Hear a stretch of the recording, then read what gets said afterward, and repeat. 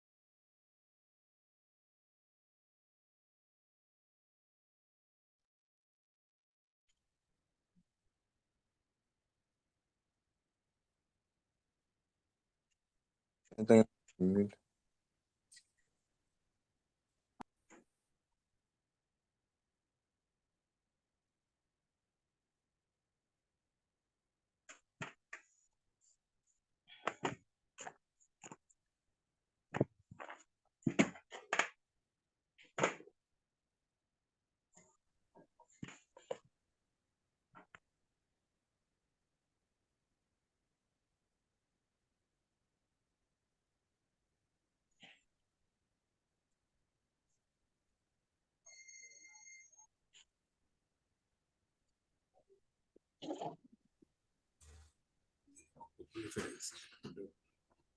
Yes.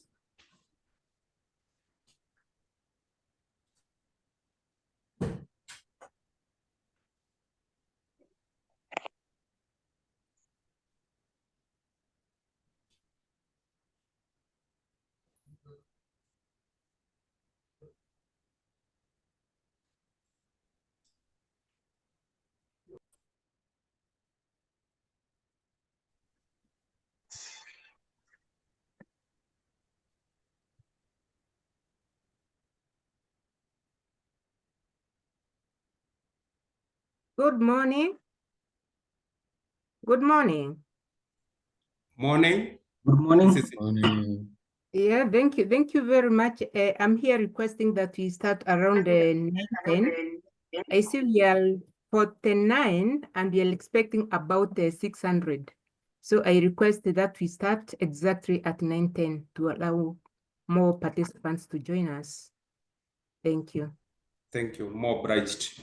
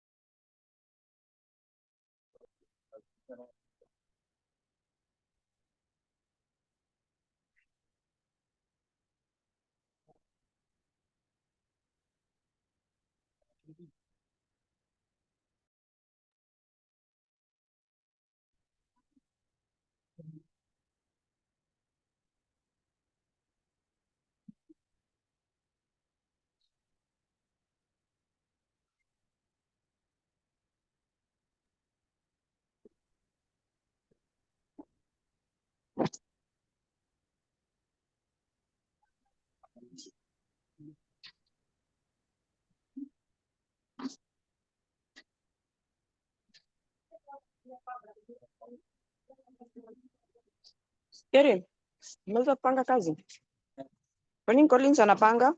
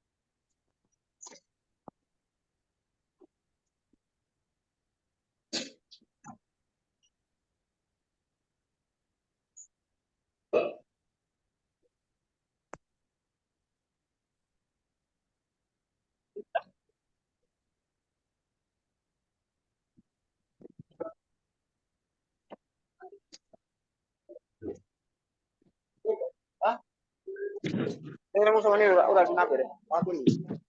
Oh, aku nih mai.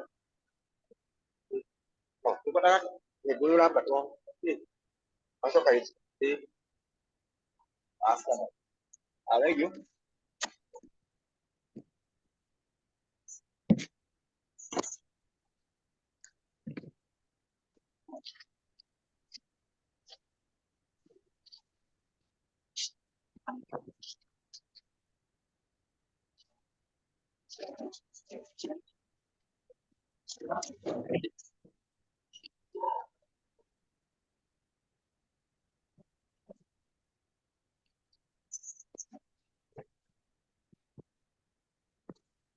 Jangan.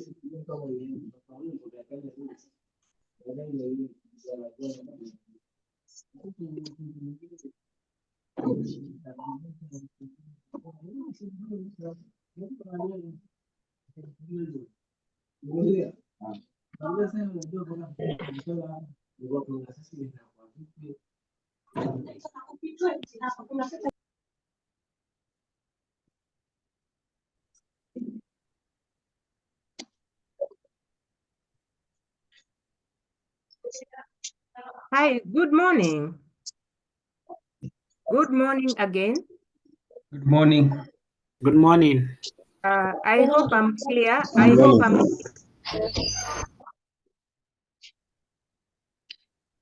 okay. Thank you very much. First, let me take this opportunity to welcome us all into this training on abstract writing. To say this particular training has been sponsored by the Ministry of Water, Sanitation and Irrigation, WASPA, County Government of Mombasa, together with their partners. We have it today, the 24th of March, 2025. Yes, so before we start off with this particular training, I really want us to take some of the aspects that we should really adhere to within the course of the training so that we're able to deliver the training effectively.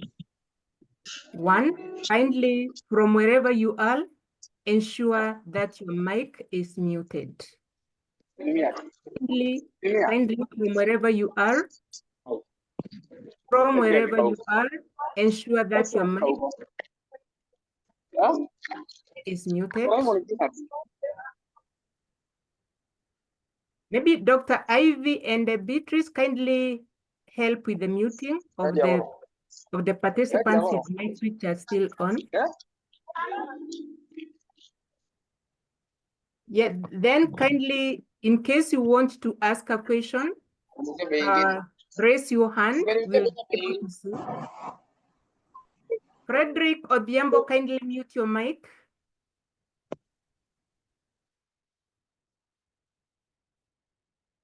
Yeah, thank you very much. So like I requested, kindly let's all ensure that our mics are muted. Then two, let's kindly ensure that if you need to interact with us, raise your hand, we'll be able to see. We also have a chat. You can put your question on the chat forum. We'll be going through the questions which are being raised there, and we'll be able to address them as we move on. Yeah, thank you very much. At least the forum is now quiet. You can be able to continue well.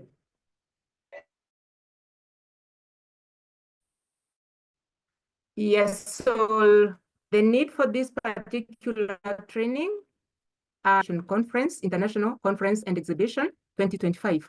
This conference has been scheduled to take place in Mombasa County, Sarova White Sands, dated 16th to 20th of June 2025. The calls for abstracts is open now, and we really felt the need to come in and help us to be able to develop abstracts which can really communicate whatever we are doing in our respective spaces. That's why we don't organize this particular conference to aid and be able to facilitate with that.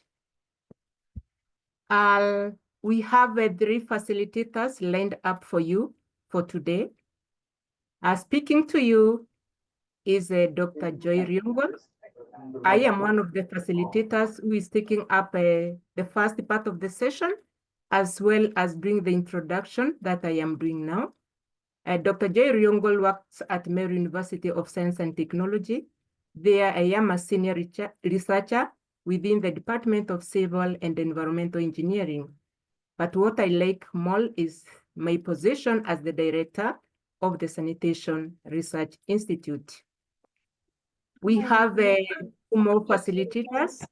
We have Dr. Ivy Chumo. Dr. Ivy Chumo is a postdoc researcher at African Population and Health Research Center.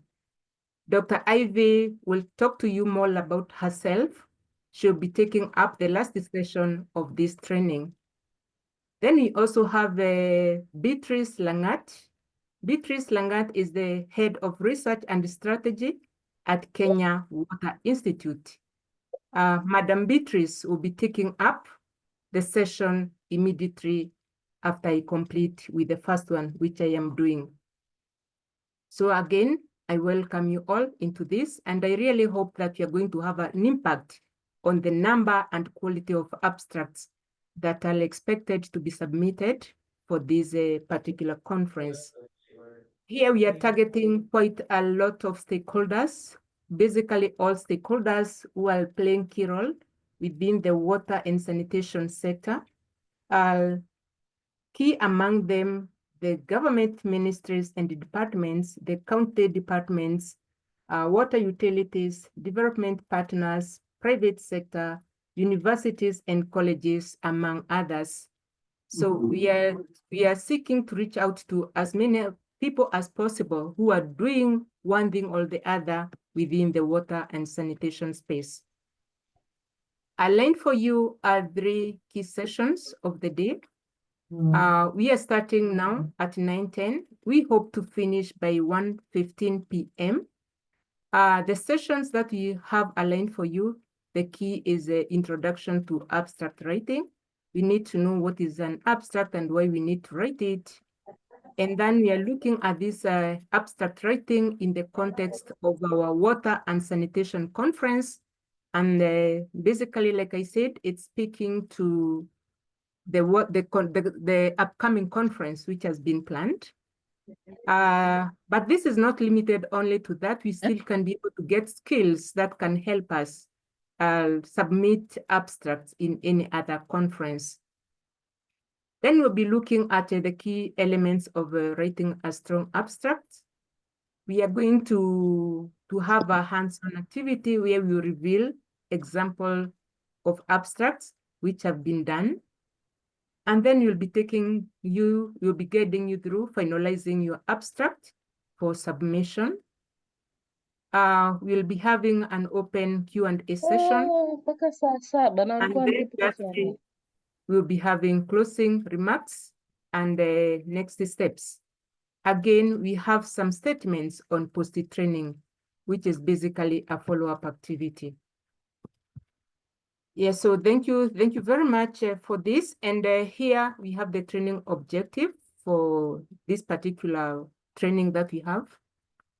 Key, we want to equip us all with the skills required to effectively write conference abstracts focused on water and sanitation topics, following the key criteria required for academic and professional submissions. By the end of this particular training, we really expect that the participants that we have can Ismail, can you mute your mic? The participants can be able to effectively write a conference abstract and submit it. We are guiding you through this training, and we'll also guide you through the submission process. We have a picture here. The call for submission is open now and closing by 8th of April, 2025. So basically we have 2 weeks to listen to this. We prepare our abstracts and be ready to submit. Listed here, we have some learning outcomes of this. The first being that we expect the participants to understand the purpose of writing abstracts and how to structure them effectively. One, you understand the purpose, and then you also gain the skills on how to structure these abstracts effectively. The second, we expect you to gain an understanding of the context of water and sanitation conferences, allowing you to focus your abstracts on topics of significance. Yes, we have the submissions open. We need to equip you with the knowledge such that you're able to know that the topic of your abstract is significant to this particular conference that we are awaiting submissions. But remember, like I said, this is rather open. You can still use the knowledge that we are instilling on you today so that you can be able to write an abstract to submit in any other conference that is out there. But then key, you have really to know the topics and the theme of that particular conference. The third one, we expect the participants to understand the core components of a strong abstract and how to write them. What do we need in an abstract? Which are the components? And how do you write each and every component of an abstract?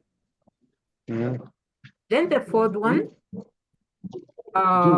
we expect the participants to develop a critical eye for identifying. Malvin, kindly mute your mic. Malvin, kindly mute your mic. We expect the participants to develop a critical eye for identifying well-written and poorly written abstracts. By the end of this training, we expect that you're able to go through an abstract and check if it is well-written or not well-written.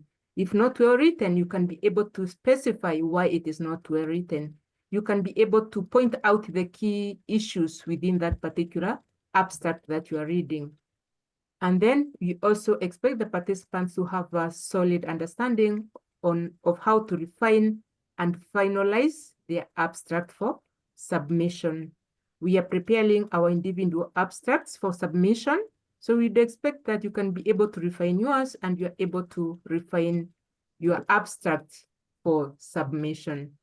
But like I said, after this training, we'll be there to guide you through that process to help you review your abstracts to ensure that they effectively communicate your work. For the first session here, we have the key purpose of it. I'll be talking about the purpose of a conference abstract. I'll be giving you the key differences between an abstract and a full paper. And I will also be speaking about the structure and the elements of a good abstract. And then we also have the importance of clarity, conciseness, and relevance of a written abstract. Yeah, thank you very much. And kindly ensure that your mic is muted. That's my request. So I have the first one here, a brief description of what an abstract is.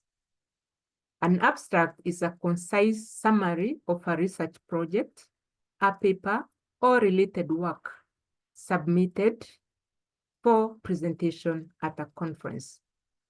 This is what a conference abstract is, a concise summary of research project, paper, or related work submitted for presentation at a conference. It provides an overview of the study's objectives, methodology, key findings, and conclusion. From our respective works that we are doing, we've done a lot of work, a lot of research, a lot of other interventions that you have put in place, a lot of them. So here we are asking, how are you able to package this work that you've done in such a way that you are able to effectively communicate in a very brief statement about your objectives, the method that you used, the findings, and the conclusion, the results and the conclusion of your work. So basically, we are here to guide you through that process of packaging your work, your research, into such a form that you are able to present it in the conference. And you'll be giving a snapshot of all that you have been doing is all about. Yes, so we have the purpose. Why do we really need to have conference abstracts? What's the purpose of a conference abstract? The first thing is to spark interest. With your conference abstract, you are intending to spark interest. Like I said previously here, the abstract will give a glimpse into your research, enticing potential attendees. If I give a conference presentation, maybe in Mombasa, this is just within 10 minutes, but I have sparked interest among the people who will be in that room. They'll be wanting to know more about what I'm doing. I will package it in such that it is speaking about my entire work, giving people room to want to learn more about what I'm doing. The other thing is showing significance. Remember, with all that we are doing, we are seeking to address various challenges which are affecting the communities that we have today. We are looking at solutions. We are looking at solutions. Whatever you are doing, you are doing it with a view of addressing a particular challenge. May it be in the field of water, may it be in the field of sanitation. We are seeking to help and assist humanity. When you are giving your conference presentation, you want to show the significance and the contribution of your work to what's the originality. We are looking up for solutions. So in this case, you want to showcase significance of the work that you are doing. The other thing is inform and guide. Like I said, it provides a concise summary of a subject matter. In whichever field that you are working on, you are the expert in that particular field. I could be here in Mary University doing some research on maybe waste conversion using the BSF. So when I come to give my presentation there, I'm coming to inform and guide. I want to give you a concise summary of this area that I'm carrying out research on. I want to give you that information to inform you about this particular work that I'm doing here. And again, when you're doing this, it can facilitate networking. Speaking maybe to when you're sparking interest with your work. This is sparking interest will also arouse interest for networking for you. People immediately after your presentation, you might find people are following you. They want to discuss more. They want to collaborate in what you're doing. They want to be part of your study. That's why, as much as possible, we must ensure that we package our work in the best way possible. Because during that presentation, you are likely to get quite a number of collaborators who want to participate and give contributions to the work that you're doing. Again, we are looking forward to contributing to the field. Sharing your work, you contribute to the advancement of knowledge in your work. We are always growing in terms of knowledge in whichever field that we are in. So whatever field that whatever work that we are doing, we are seeking to advance knowledge. We are trying to come up with findings which will elevate the level of knowledge from where it is to a next level. So basically, it is very, very important to communicate, to do research, to attend these conferences, because at the end of the day, we are seeking to push the level of knowledge. We are seeking to help even the other people who are in this space with new knowledge that they can be able to apply. And remember, we are always looking for gaps to fill. We are looking for new knowledge to add, so that anyone who comes after you can be able to pick on from where you left and do more work to build on this. The other very good thing is you're also able to get feedback from the people that are on the floor. Continuous improvement. I can be presenting on a particular field and I get a lot of feedback, which could be very fruitful to help me advance or even do what I'm doing in a better way. So it's also a very critical thing for getting the feedback from the audience when you're doing the presentations. Well, yeah, we are talking about now the submissions. You have the conference open. What type of submissions are allowed in this? There are various, so that we are all, depending on the range of stakeholders that are expected to attend the conferences, each and everyone can be able to get a space to submit some work for presentation. There are 4 key submission types. One being the original research. Original research, this basically emanates from 2 sources: experimental studies. Experimental studies, you can set experiments basically on anything. It can be lab-based or field-based. We have one photo here in a lab doing research. This is experimental study. I can be able to set my plots and study the growth after I apply maybe organic manure, which has been derived from fecal waste treatment. That's still an experimental study. I can be able still to come up to get my original research from conducting service in the field. aspects of behavior changes, how you interact. You want to interact out there with the communities and study one or two things. Surveys, observation studies, your interactions with the community, with your interactions with whichever stakeholder. The second one here, this is just a toilet. You need to know how they are learning this. This still forms part of original research. Then we also have a case study. We have reviews, we have discussion reports. Here I showcase you the difference between this. There is the original research. Original research will present new findings from experiments or surveys. For original research, you must do an experiment or conduct a survey so that you're able to get the findings and you're able to analyze and report these particular findings. We can have it in form of a case study. Case study, basically, I know we have quite a number of participants in this training from the water utilities. We are always giving interventions. Maybe there's a community you are serving with you provided a particular intervention. This particular intervention was supposed to address a particular aspect. There was a purpose. That's why you decided, within this, let me go and do this. So you went and implemented that intervention. And then you check on how this intervention that you're doing is working. You can be able to package that and come to present it in a conference. When did you do it? What was the intervention?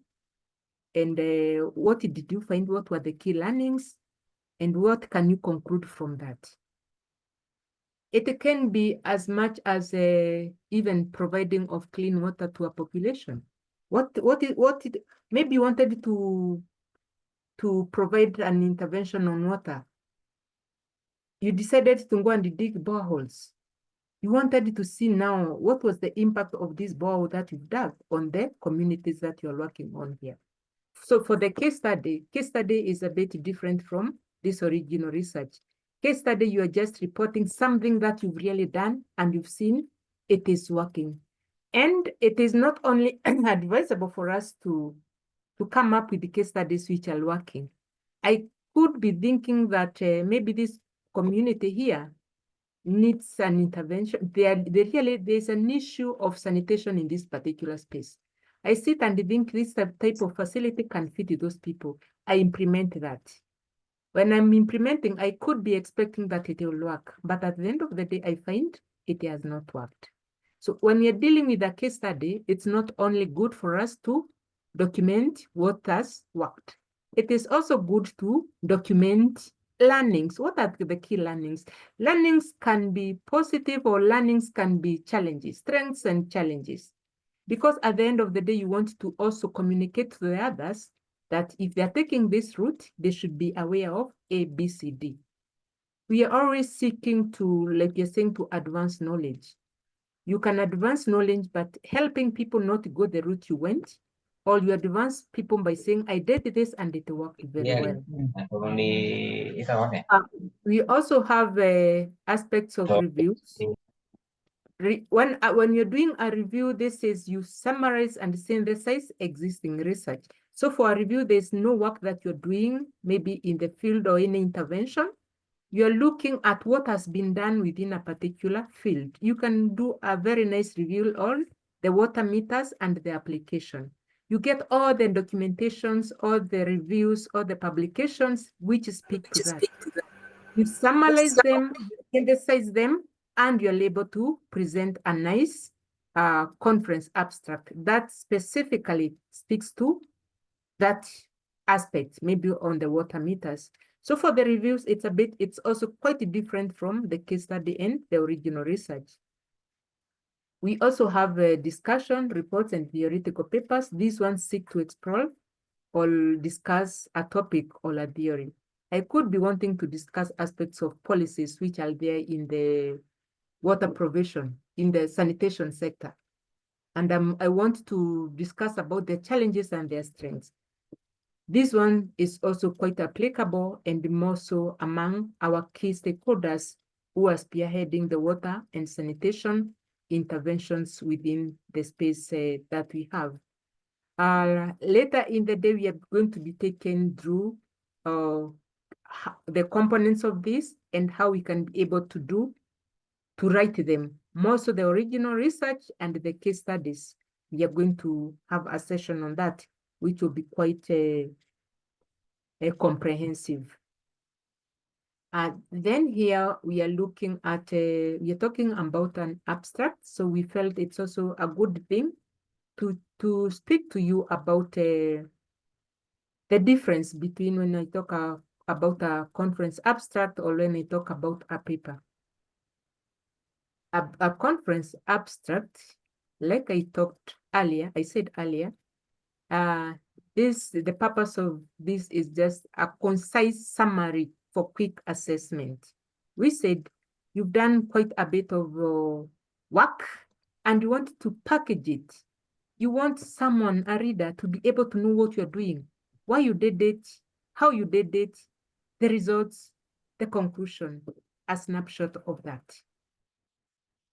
And when you give me this abstract that I have here, it can be able to give me, to either spark interest in me or I lose interest. Because you've packaged it, it should give me a concise summary of all the work that you've done. On the other case, if you're dealing with a research paper, this is a detailed presentation of the research. For the length of an abstract, this is just 150 to 300 words. That's why we are saying it should be straight and to the point. The purpose, the method, the results, discussion and conclusion in 300 words. You summarize everything. When we look at for the research paper, this one is significantly longer and varies from publication to publication. A research paper is basically 3,000 to 10,000 words, but it depends on where you want to submit your paper for publication.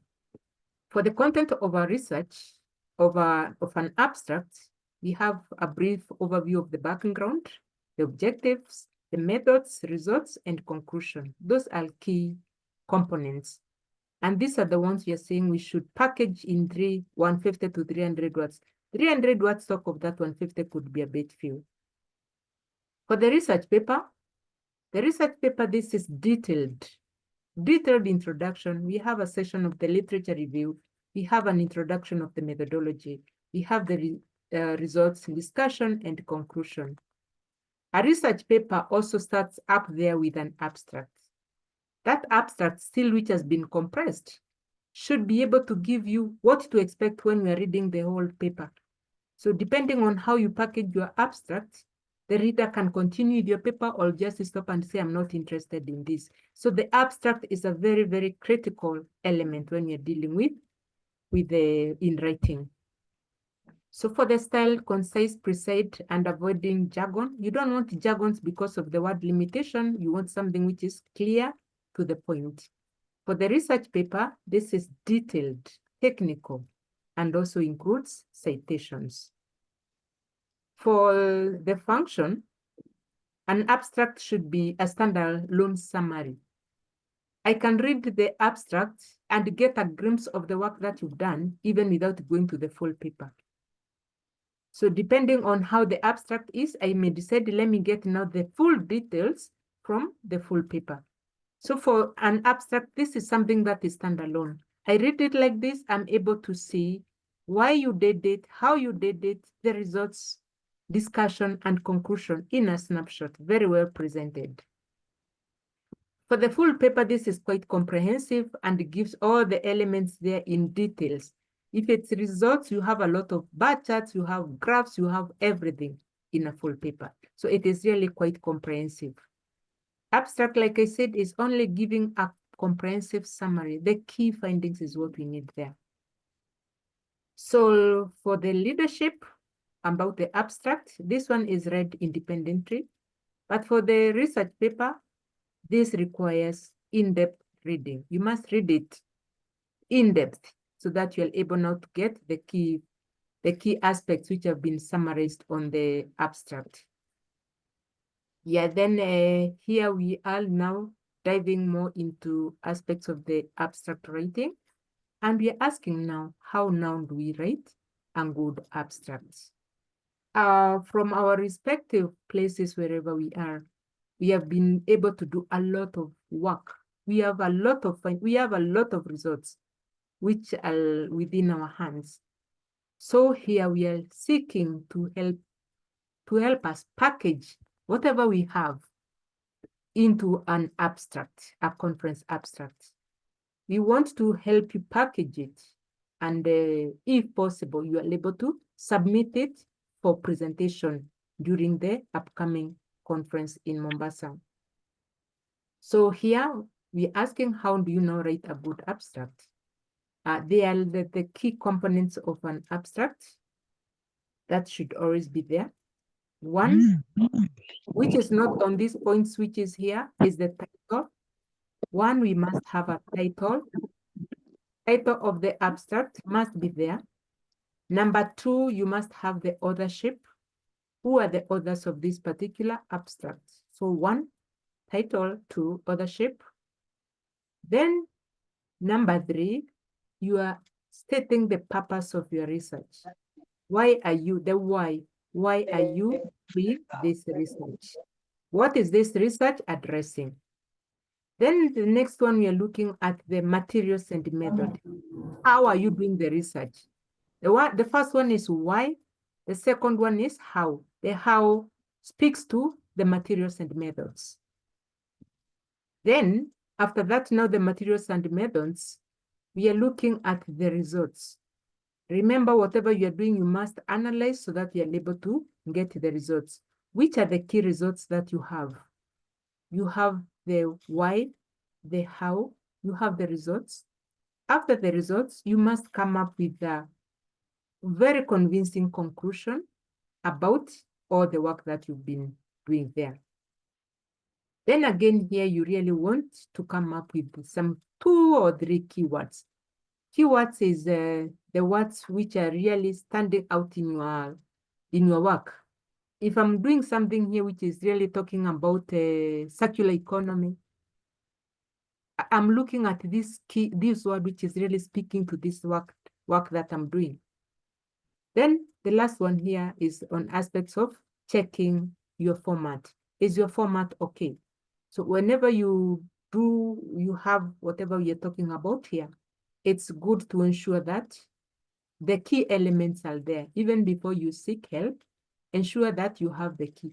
You can see the why, you can see the how, you can see a section of the results, you can see a bit of the conclusion. So if you have these together, it is possible for you to complete this, finalize it, and submit it for presentation in a conference. So thank you very much. This forms the first part of this. And before I invite my next colleague, Madam Beatrice, to take up on this, I request us to register. We have a link on the chat. A link has been shared on the chat. Kindly register participation in this particular training. We'll be sharing the link until we are sure that each and everyone who is participating today has registered. But kindly just go there straight and register. It's a very easy process. So with that, I thank you very much for listening, for your attention, and hereby invite Madam Beatrice to introduce herself and also now take up on this particular session. Thank you very much, and over to you, Madam Beatrice.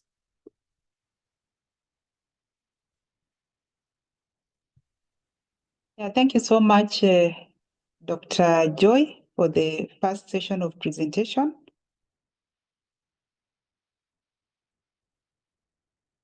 Let me try and share my part. Yeah, so thank you so much for that presentation. And maybe I'd just like to ask the participants to take note of any questions that they may have, because we are going to have a Q&A session after the after we finish the whole presentation. So just take note of any questions that you may have as we proceed. And then also, we will also invite you to check. I know Dr. Joy has mentioned about what is the important parts of the abstract, but we have a submission tool which is online at kenyawaters.org. We are also going to share that link. It will also guide you on how to submit your abstract. So for me, I'm just going to take you through the water and sanitation conference context, this conference that is going to be held in June. So I just have a brief overview of the conference, and then more details on the key issues in water and sanitation that will align to the themes and the sub-themes of the conference. And then we'll pick some specific topics that are relevant that you might consider as you prepare your abstract. So our conference objectives is to convene experts, policymakers, industry leaders, researchers, community organizations, and other relevant stakeholders to foster collaboration, share knowledge, and also to showcase technical innovations aimed at achieving adaptive, efficient, and sustainable water and sanitation systems. So it's a forum where we bring these people together with a specific agenda of looking at issues of sustainable water and sanitation systems.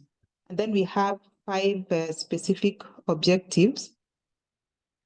So the first one is to advance policy dialogue.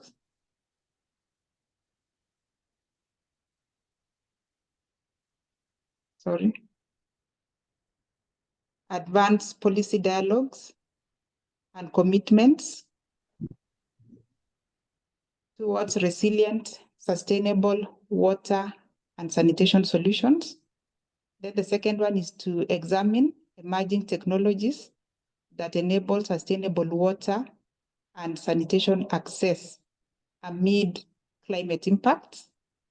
Then the third one is to highlight sustainable finance models to drive climate resilient infrastructure projects and innovations. And then to share insights from successful case studies in climate resilient water and sanitation solutions. Then the last objective is to foster collaboration and partnership between technology providers, policymakers, research and academia, NGOs, and communities in provision of water and sanitation solutions. So our conference theme is innovative financing models, technology and innovations for sustainable pathways to climate smart and water sanitation solutions and investment. Then we have sub-themes. Yeah, I request Dr. Joy to help me mute to the participants. Henry, Wakia.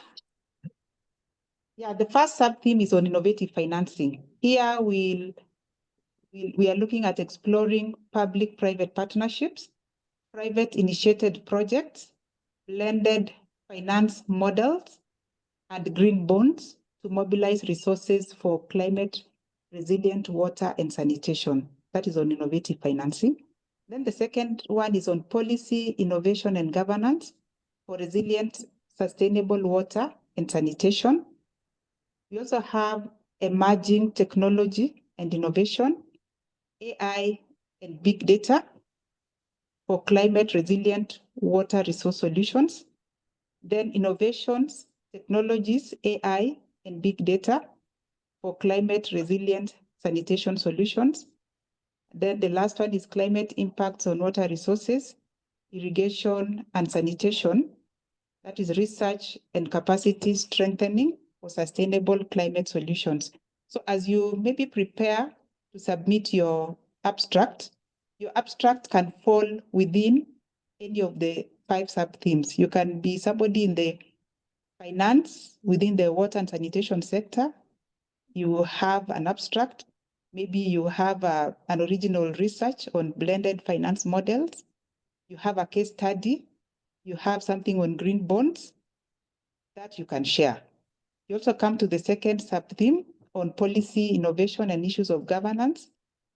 That one is also an area where you can submit your abstract, and even on innovations, and also on issues of research and capacity strengthening. So these sub-themes should be able to guide you in your abstract submission. We'll go into details as we give examples of research areas.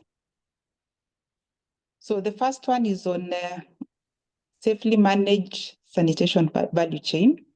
So if you work in the water and sanitation sector, you have come across this sanitation value chain, starting from the capture, the containment, the emptying and transport, treatment, and also safe reuse or disposal.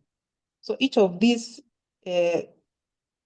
areas provides you an opportunity to share your findings. Do you have maybe financing models under capture, under containment? Do you have specific technologies under emptying and transport, under treatment, or even under safe reuse or disposal? Are there, for the maybe research and capacity training institutions, what do you want to share with during the conference on any of these value chains on sanitation, safely managed sanitation? So this next slide gives you some possible topics that you could share across the sanitation value chain. For instance, under the containment or the user interface, you have a number of technologies: dry toilet, urine diverting, dry toilet, urinal. You could also have core flush toilet, a flush toilet, and also urine diverting flush toilet. Is there an innovation? Is there a review of maybe the trends of evolution of the containment within maybe the urban environment, within the rural environment, or within a specific country? Those ones can form some of your abstracts that you can submit. Then you also come to collection, storage, and treatment. Here we are looking at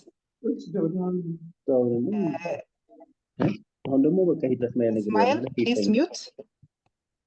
Yeah, we're looking at issues like single pit, VIP,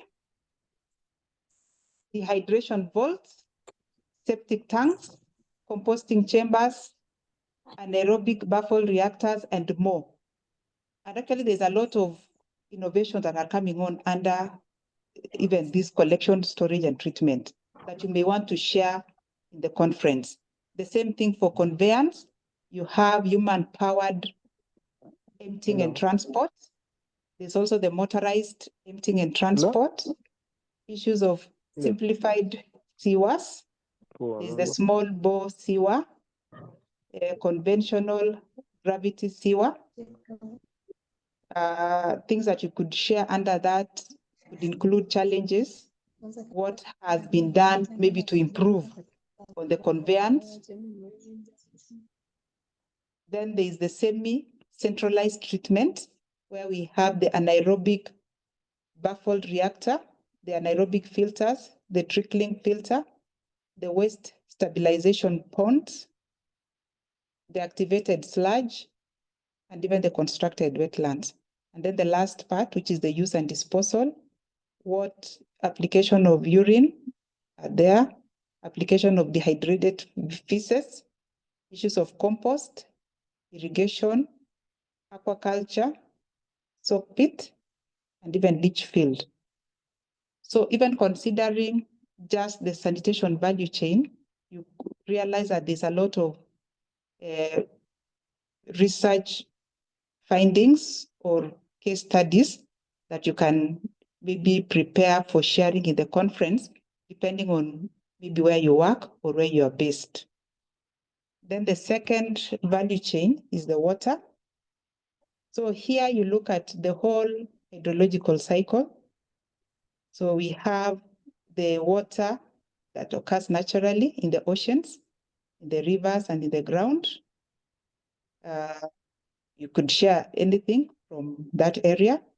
You have ways of harvesting, maybe that water, so that it forms raw water, which is now treated, either for drinking, issues of distribution, and how it gets to customers, even customers' challenges, the services from the water service providers, what kind of services, how are they innovative in service provision. Under this water value chain, we also have the recycled water, the issues of where wastewater is treated as recycled water, and then it is reused. It is used, it goes back into the system for use by maybe the consumers or the customers. So under that, we also have a number of possible research. The meteorologists can talk about issues of precipitation, issues of climate, water variability, rainfall variability. Carol, can you mute?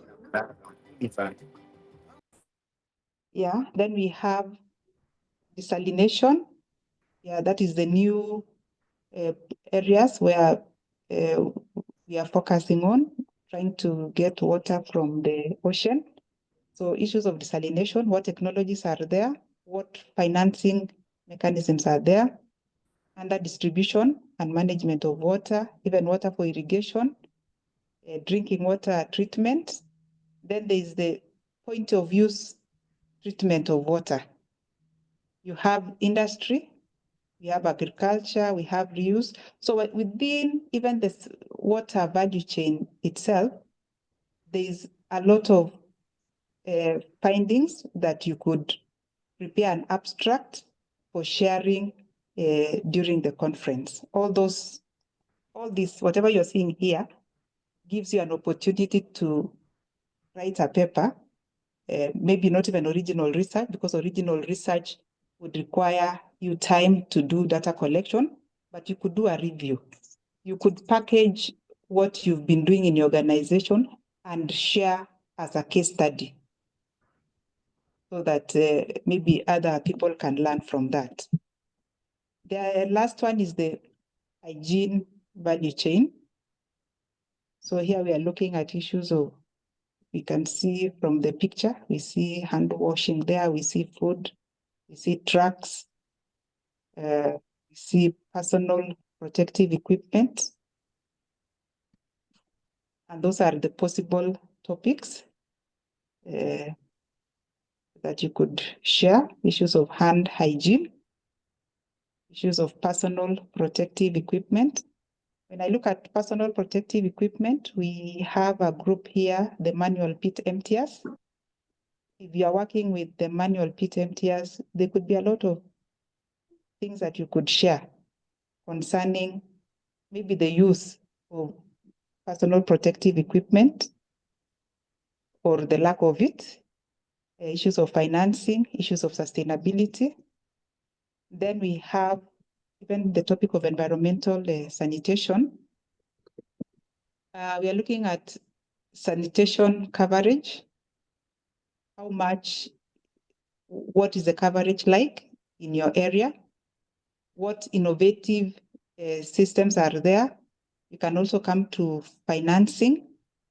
How are you trying to manage those challenges? What innovative financing mechanisms are you able to share so as to try and bridge the gap between what is available and what we intend to achieve so as to have 100% sanitation coverage.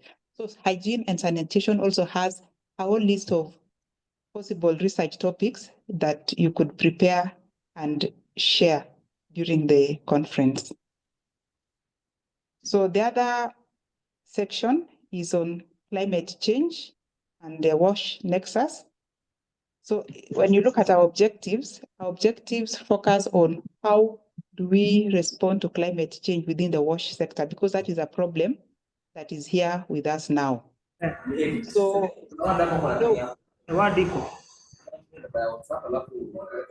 Elvis, kindly mute. So climate change, for those of us who may not be versed with what that terms mean, we are looking at the change in the state of climate that has extended for at least 10 years or more from what was originally known.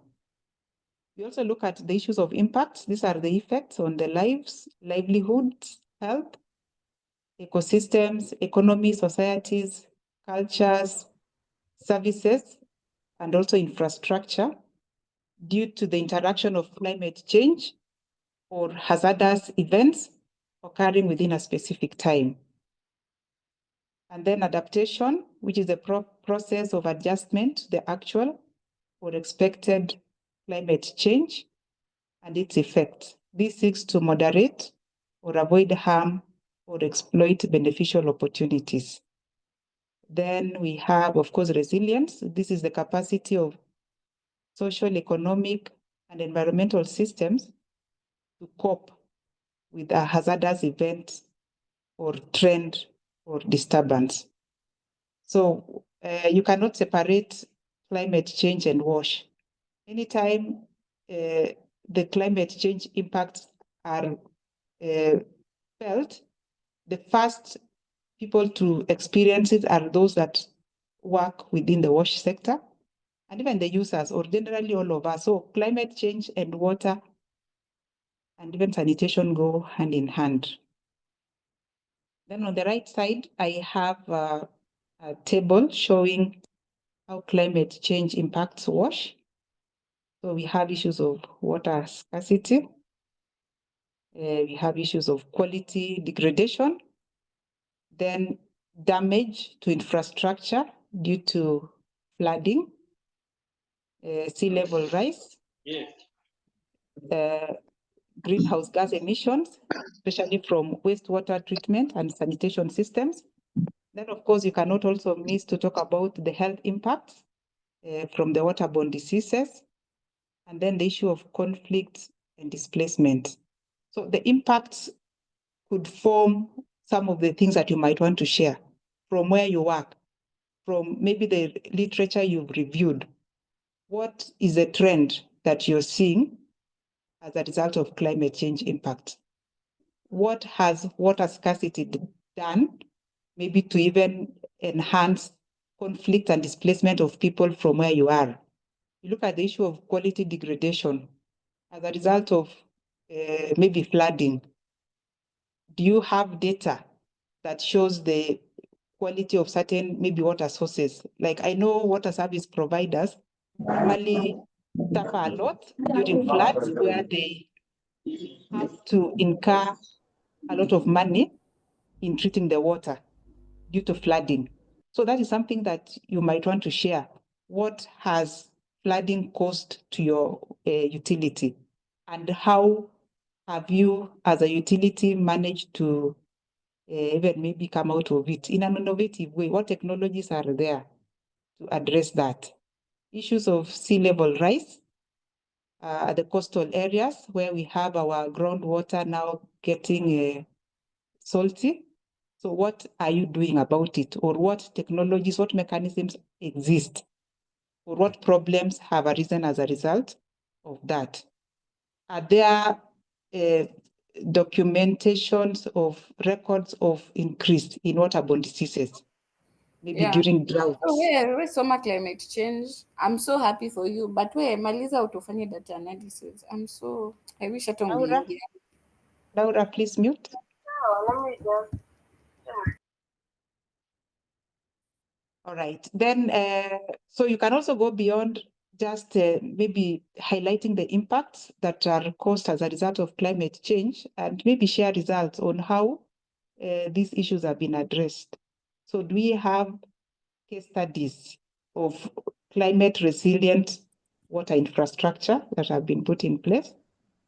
Are we sharing about water resource management issues, climate smart agriculture? This has to do with water use efficiency, and even issues of engaging communities. We also have capacity building and collaboration. So this is what we are looking at. You could be having data on climate, on infrastructure that has been put in place to try and manage flooding, but you might not be able to relate it to climate change.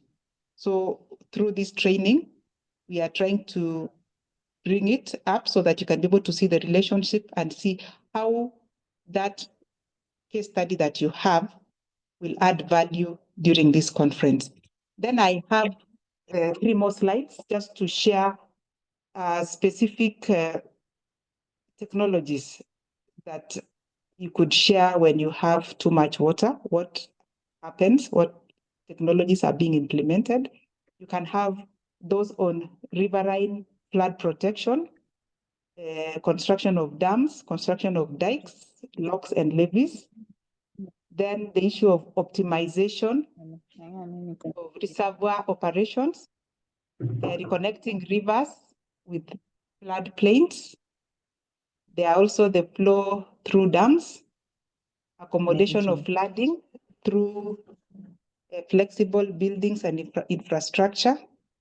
I've come across an institution that are marketing a very innovative technology. They're calling it slum dams, where you can use it to build a barrier and store water, which you can also use it maybe during the dry season.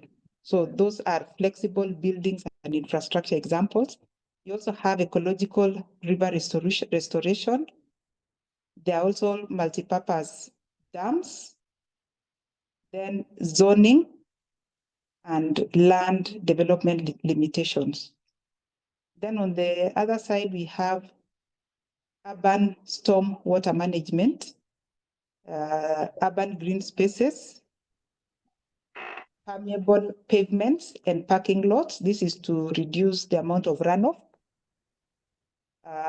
and also maybe increase groundwater recharge. We have bioswales. These are linear vegetated areas that also allows water infiltration. Then there is the optimization of urban drainage systems. Then the runoff control structures to temporarily store rainwater. So these are maybe examples of too much water.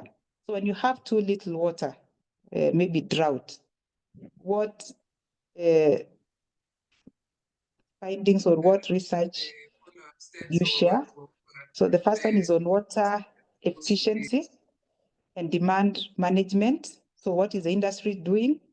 So if you work in the industry, what water efficiency technologies you want to share with the conference participants? Do you have improved irrigation efficiency, issues of water metering, reducing system loss and leakages, issues of non-revenue water, which is very high in our country? You can also have public water conservation campaigns, progressive pricing, hydrological zoning, issues of water licensing and permits, and then shifting the timing of use and water saving requirements in building codes. Then water augmentation, you could also have a number of research, rainwater harvesting for infiltration, having urban green spaces, then conjunctive use of surface and groundwater. Most water service providers do this. They supplement their surface water with groundwater. That is an area you could share, how the use of groundwater has enabled you even to supply water to your consumers throughout the year. Then we have the managed aquifer recharge, and then source water protection. Issues of water allocation, basin level modeling and seasonal forecasting, seasonal water rationing, issues of water reallocation. We have alternative water sources, Right now, we are looking at a lot of innovations in desalination. There's also solar water distillation, fog harvesting. These are alternative water sources from the traditional ones that we are used to. Interbasin transfers. There is the ground prospecting and extraction, boreholes and tube wells. Then we also have water recycling and reuse. Then on water storage, surface reservoirs, multi-purpose dams, soil moisture conservation techniques, natural wetlands, rainwater harvesting. So as we do these papers, remember we are not just focusing on the technologies.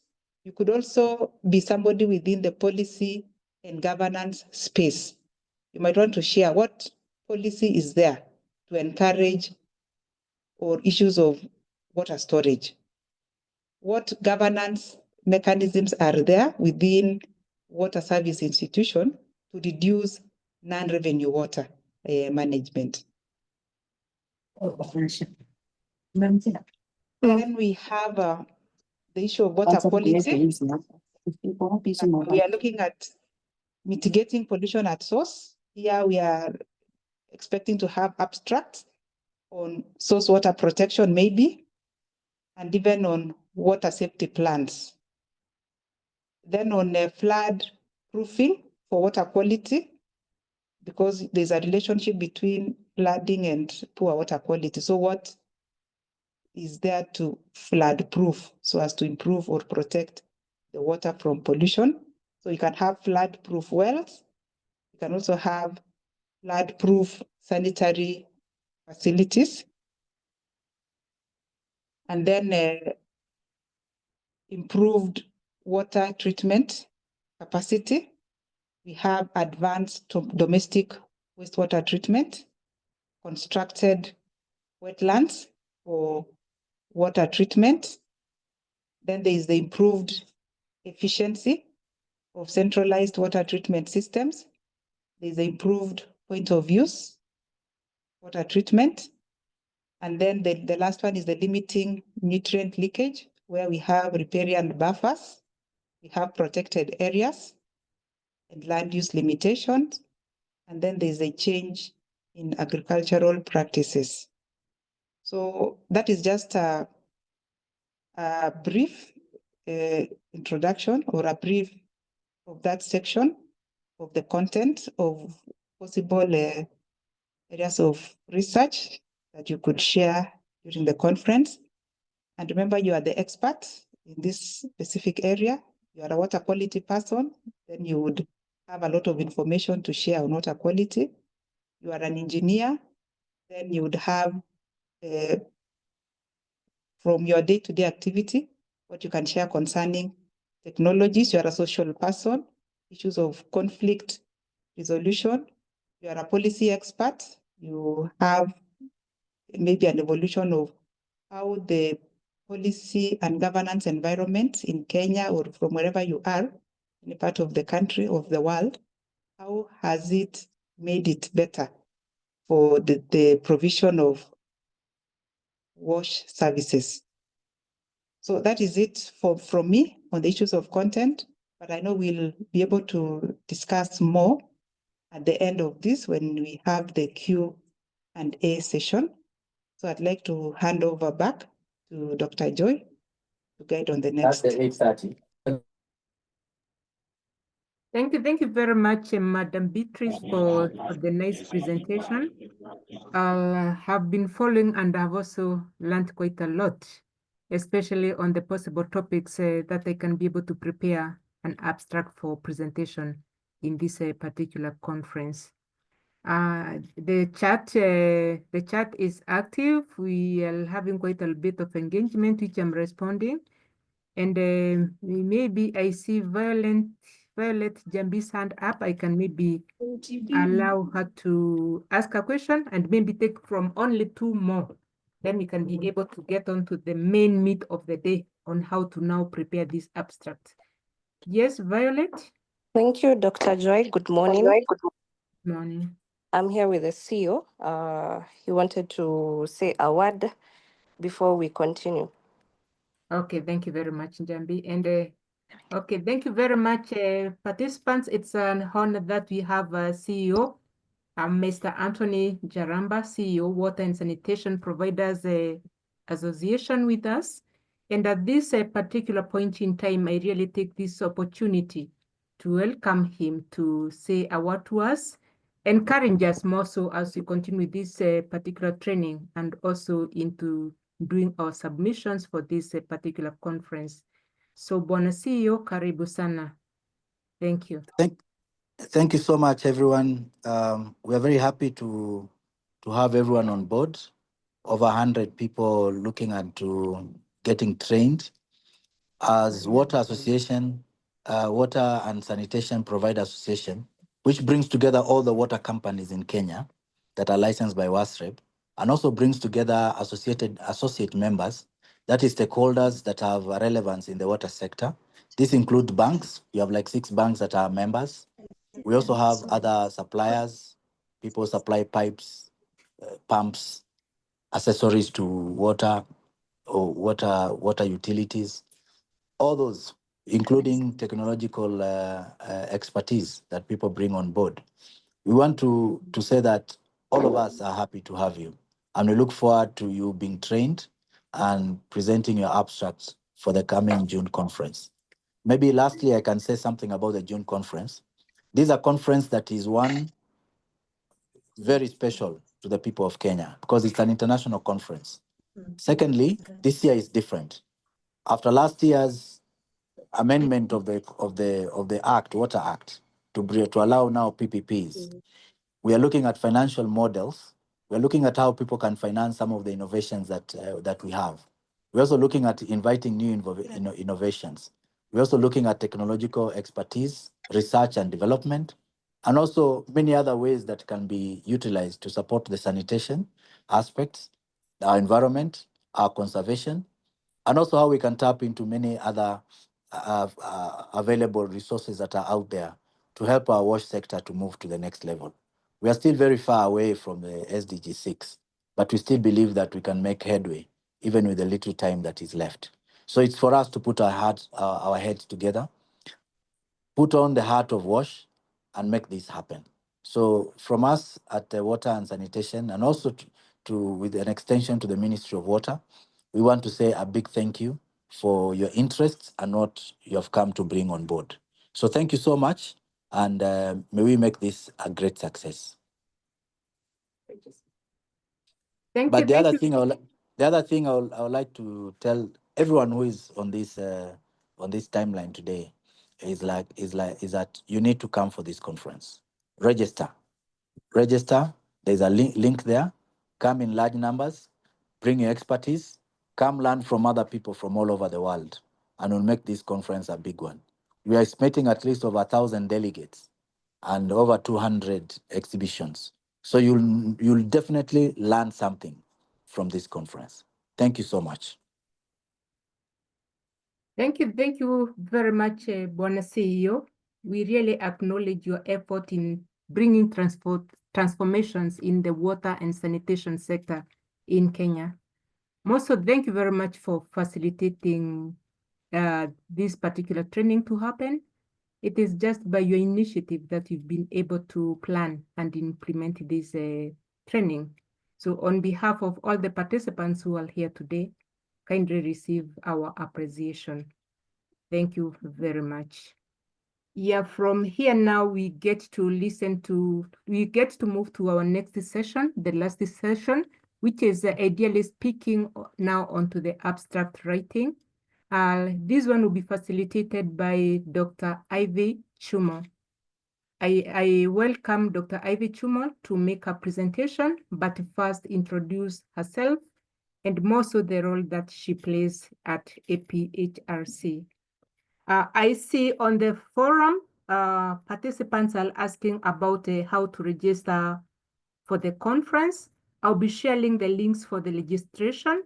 So kindly keep your eye on the chat so that you're able to get the information as we share it from this end.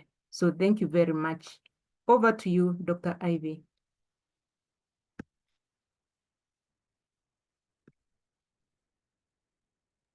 Good morning, everyone. Thanks. Please, Dr. Joy, confirm you can hear me. Yes, we can hear you, Ivy. Dr. Okay. Very clearly, Thanks. Dr. Ivy. Loud and clear. Okay, thanks. My name is Ivy Chumo, and I work at the African Population and Health Research Center. I do research on a day-to-day basis, but I'll not be helping us to write only the academic abstracts, but also the abstracts that you do, more so taking into consideration that some of us are practitioners in the water sector or in the other sectors. So that's what I have taken into consideration. So this is the presentation of our participants. This is us who are already here. So there are people who are from the 77 respondents. So there are a number of us who are submitting abstract to the Kenya Water and Sanitation Conference, and then some others who are also submitting elsewhere.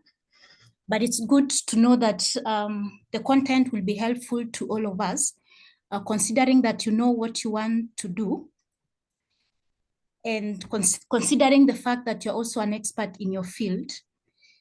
When we are submitting an abstract, we are assuming that there are many ways in which you have evidence. And this is the hierarchy of evidence in the research context. And whichever evidence you have, you don't need to condemn yourself that you're at the lower or at a higher hierarchy, but it's good if you're able to report what you have. And most of the time at the practitioner end, you have the case reports or sometimes case control studies that may not, in some cases, be possible to make it into an academic abstract. But there are some cases that you can also just present your practice, present what you are doing in your sector, and present it to some people in your sector, in your field, or even some people to understand what you do in just a case. So in many cases, an academic abstract would have an introduction. And for your introduction, in many cases, you just give people to understand why water, why sanitation, why climate change, why nexus. You bring out the problem and now explain to people what your objective is, especially what you intend to do with that. And you also describe your methodology, how you went about it. And in an academic abstract, in many cases, there's a way in which you have to consider your method in terms of aspects that has to get into the methods that include your approach, your design, your population, your sample, and it has to meet some threshold. And the findings, you have to present the findings, and somebody has to see the threshold in the methods for them to figure out if your findings make sense. And now you can conclude. So how it is different from a case abstract is that in a case abstract, in some cases, you just have a case report. Maybe you have an issue in a water, in the field, for example, and you just go and fix those pipes. So you will not condemn yourself and say, I cannot present the approach that I used, or I cannot present the success story. You still have something to tell people, even if you did not design that this is going to be the method that I use. So you're just approaching a problem and you're addressing it, and you want to report to others on its success, on how you went about it. You can even recommend to them based on the challenges that you faced and give them a better approach, or you let them know that they don't need to go through how you went about it and look for a better way of acting about it. So if you have a case report, which in many cases is there for those practitioners, It might not be applicable maybe from my end because I am not a practitioner, I just do research. So in many cases, I'll have a well-designed research from the beginning that I know this is what I want to do. I design it, I have it reviewed, I send my concept for ethical reviews, I have it looked into, they give comments, I address. So when I'm writing an academic abstract, I'm reporting something that was well designed, and there's a way that has to be done. But for a case abstract, you have a case report or something, a case that has come to your point. It could be in a health sector that people come to you and you've been referred to some patients because they have some conditions. So you had not planned for it. So how you have addressed that issue, you report it's a case abstract. And for that case, you also have a case report for it. An abstract, as Dr. Joy had said, is just a summary of a whole report. So it could be an academic report that you report the summary in academically, or you report it as a case in summary of 150 to 300 words, but also depending on where you are submitting.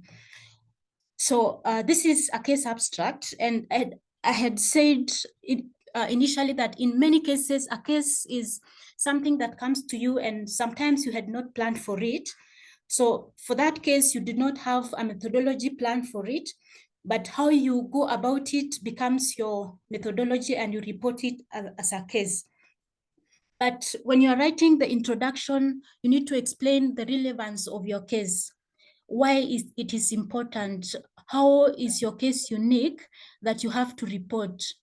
Is it unique in the risk? Is it unique in the harm? Is it unique in the management? Is it unique in how you went about it? Is it unique in cost effectiveness? How is it unique? So that you capture the attention of people to read how your case.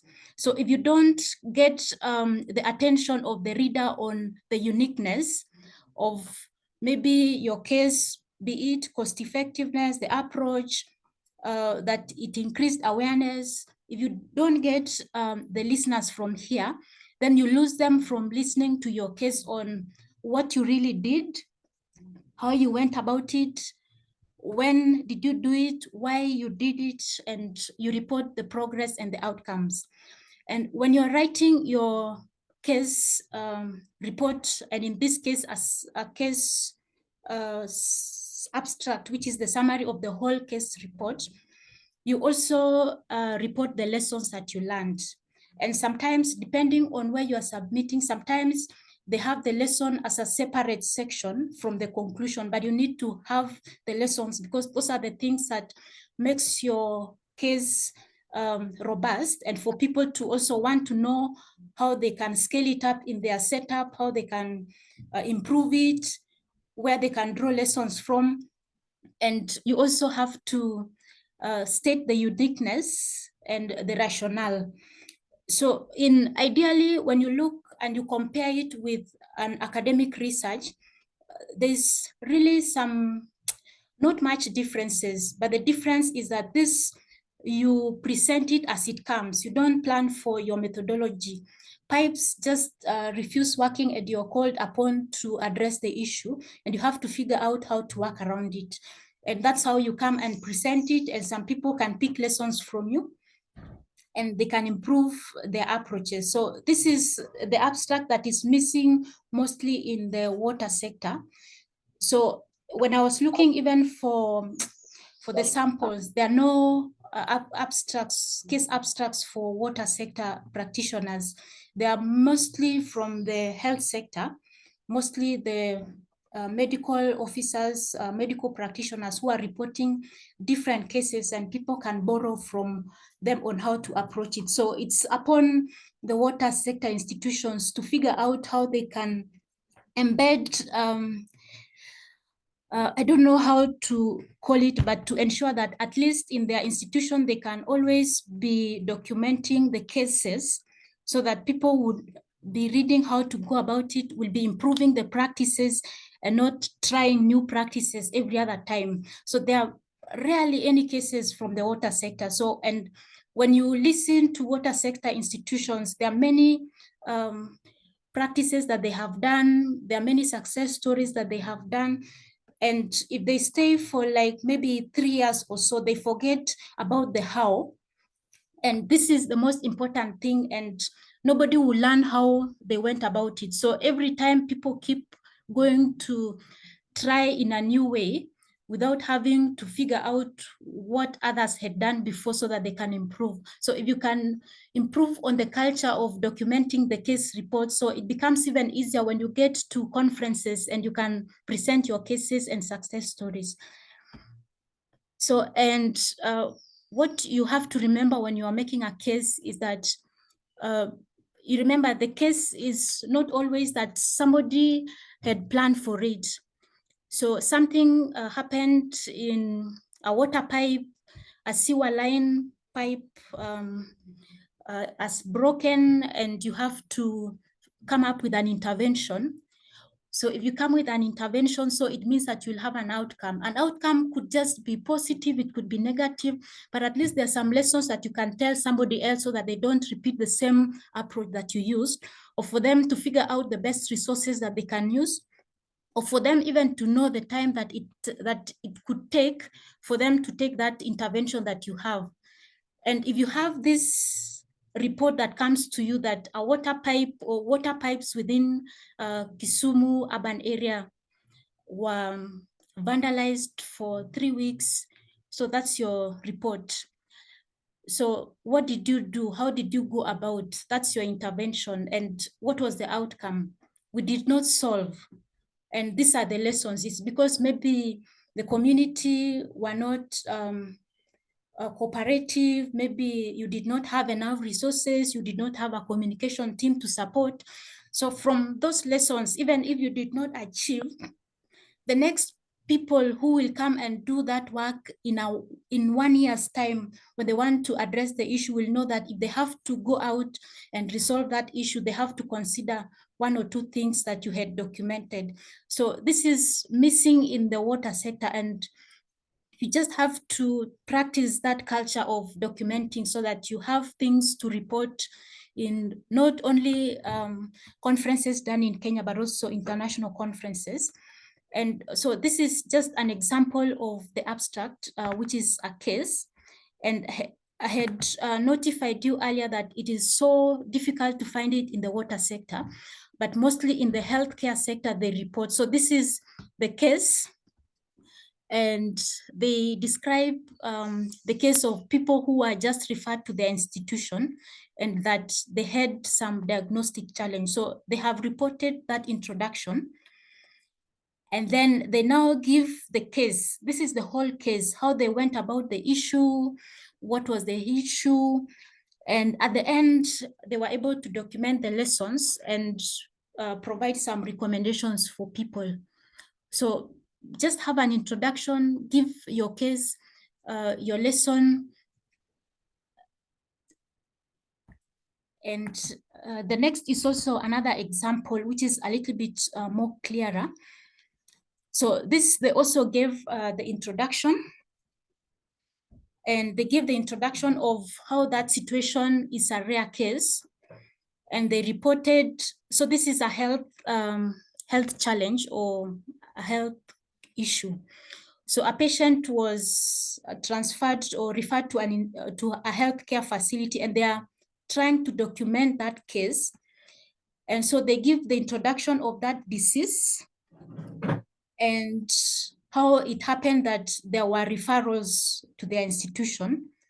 And now they represented that case, how those people were referred to them, how they went about addressing that issue, what lessons they learned, and they then concluded. So this is basically what misses out, and I'll keep repeating until maybe you can figure out how to work around it, because you have so many things that have happened in your institution. You have many ways in which you have attempted to address those issues, but they are rarely documented because most of us assume that an abstract, a report, a manuscript should just be an academic, but that's not the case. You can also report the things that you have in your institution. And on the academic abstract, it takes the normal approach of the introduction, the methods, the results, and the conclusion. And this is what has been mostly assumed as the only way out that we can report or document things that happen in our institution, which is not the case because of the need to document the case studies and case reports that happen in our institution. And as I had said a little bit earlier, that in an academic abstract, the methodology is usually planned ahead, which is the difference between a case and this other one. In case reports, sometimes you can plan, but sometimes you may not. But in an academic, it has to have been planned well ahead of time. So, you know, the approach that you use would be this. The method would be this: the design, the population, the sample, the analysis, the ethical considerations. But for a case report, you'll keep on addressing, you'll keep on improving, evolving the ideas until you're able to report a positive outcome or a negative outcome. But all in all, you should be in a position to report the lessons so that other people can also learn from them. So this is for the academic abstract. And before we look at what to consider for this, these are the things that you consider also for this, that at the introduction,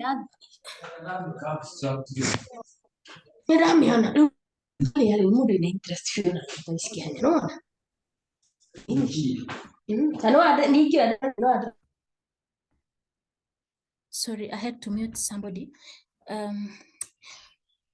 So for that academic abstract that you can also borrow when you are writing the case abstract is when you are doing the introduction, you need to give the context for what you're writing and how it fits with the other research or topics, and also the research question. So here, at least somebody has to see your context and how it fits into the research or the topic. And here also, the problem also comes very clearly because you can't just be presenting findings that does not have a gap that maybe you want to address and the results are addressing that gap. So it is at this point where you're giving the context. It can be brief, but it has to show the context and how it fits with the other research on the topic and the research question, which the research question responds to a problem that exists in that area. So if, for example, you're writing about sanitation and climate change nexus, for example, you'll write just from the topics that Beatrice shared, that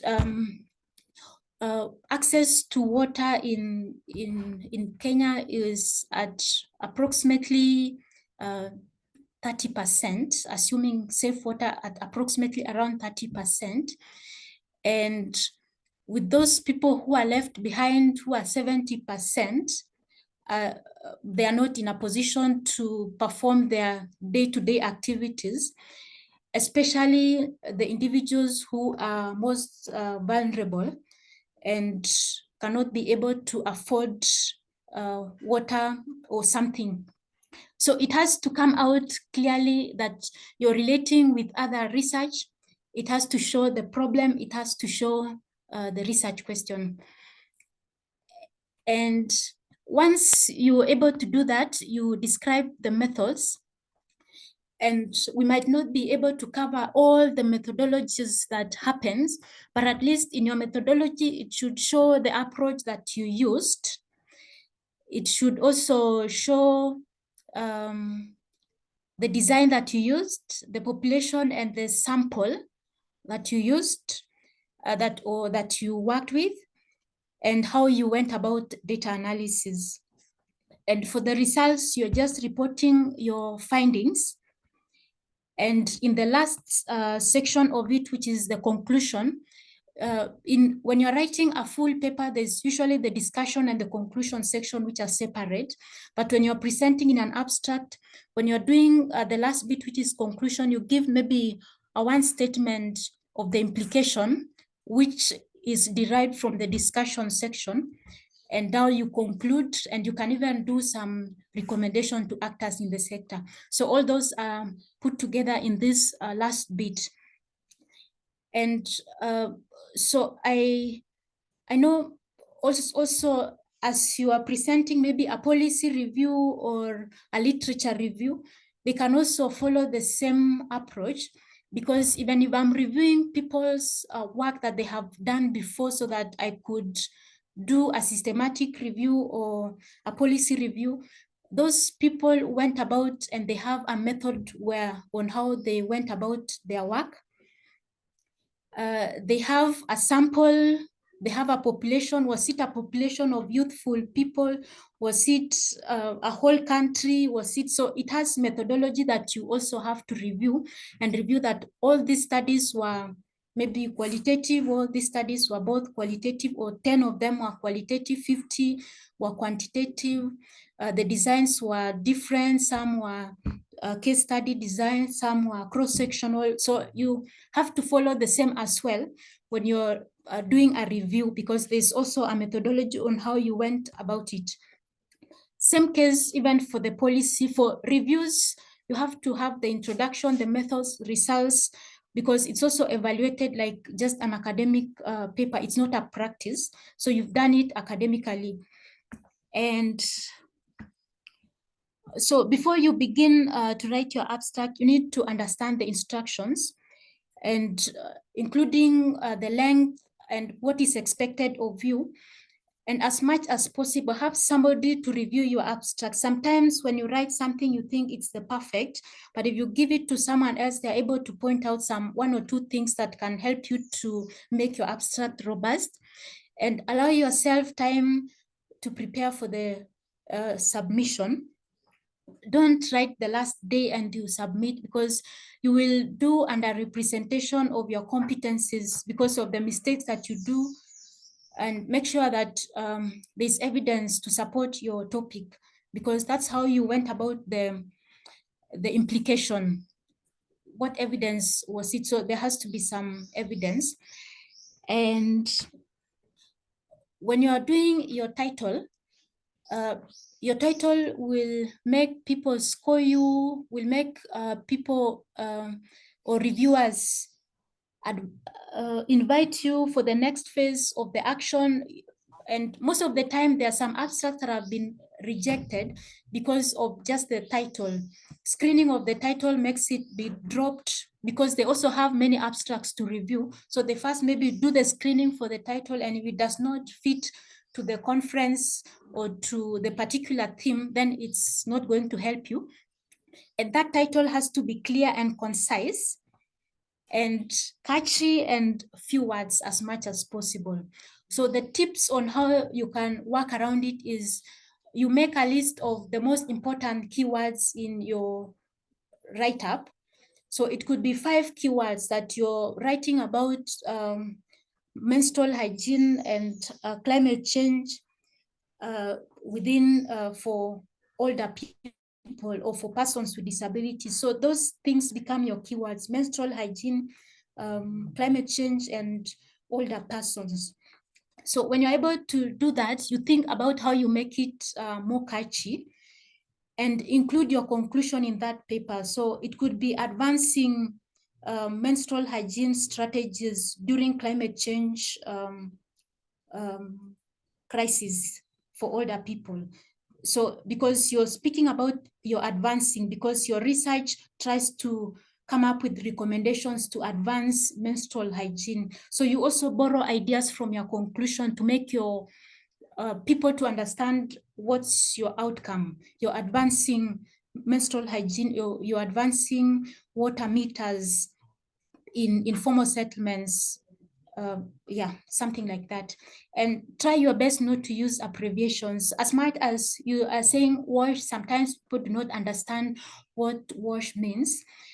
Sometimes when you're saying waste management, or some people may not understand if you make it in, and those short words, the abbreviations, try to think as much as possible so that you can make your abstract not be dropped, so that you can get to the next phase. And try to look at the grammatical errors that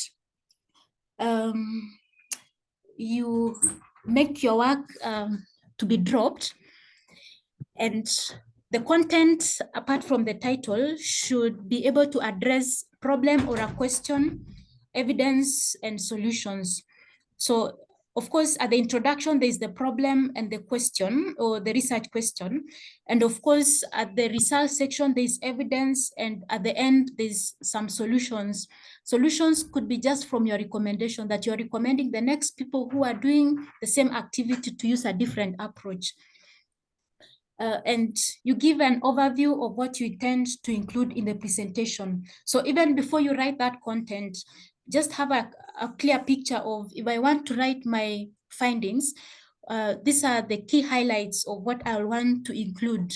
From that, you will be in a position to write a flowing or a very abstract that people would see it as informative and concise, and also keep your audience in mind as you prepare your abstract.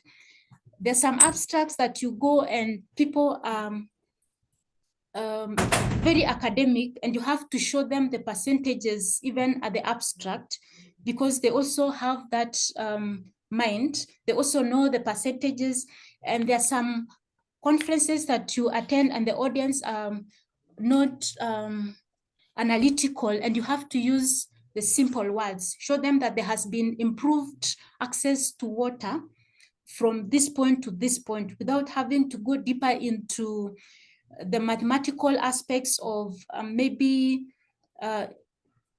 reporting on regression analysis and many other things. So depending on your audience, you can keep on adjusting your abstract and ensure that you edit your abstract.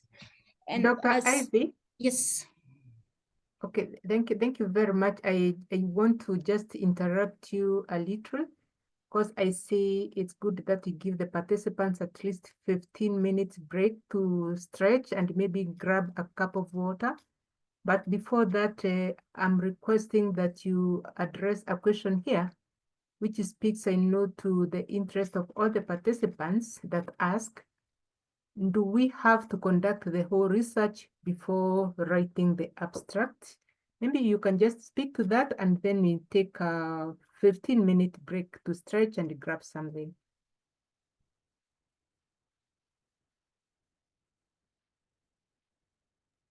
Okay, thanks, Dr. Joy. So did you say I speak to it, we come back, yes, or we go? Okay. Yeah, maybe speak to it quickly, and then we just get our 15 minutes break.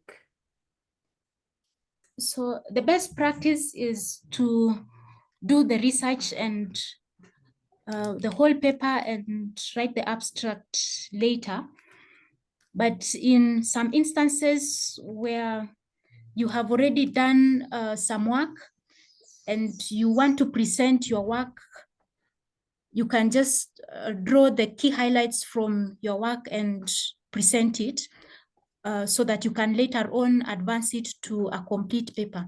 The usual practice or the best practice is to write the whole document first, but in many cases it does not happen. So you can also do the other way around of drawing key highlights from your work and present it so that later on you can keep on advancing. I don't know that helps, if that helps. Okay, thank you very much, Dr. Ivy, and maybe possibly to add about the different submissions that we learned about today. We have the case study, we also have the review, and we also have the discussions. For the review and the discussion, we just need the publications which are speaking to that particular subject of interest. You can be able to have them, check out for them, maybe online, download all this, and then you do a comprehensive review, and you can be able to write something even without necessarily having to go through the what, doing the research itself. For the case study, I know there are so many of you have done or implemented very many interventions. May it be on technology, or may it be on this other social side, the behavior change aspect. You could have been involved in aspects of the menstrual hygiene management in the community. You've done something, you've implemented something. You can be able to package that and bring it out as a as a case study and highlighting the key learnings from whatever you have been able to do. The one for the research, the research, that's where now you're really supposed to plan it beforehand because you need to have clear objectives and clear research questions, which are going to guide through the process. But for those who have also been involved in that and did not written, we are also welcome to guide you through that particular process. So I believe in our respective fields, wherever we are, we can have some work which can speak to one of these. Thank you. I see Carol's hand is up. Maybe we can take this. I want us to break from 10:50 to 11:10. Maybe Carol kindly break.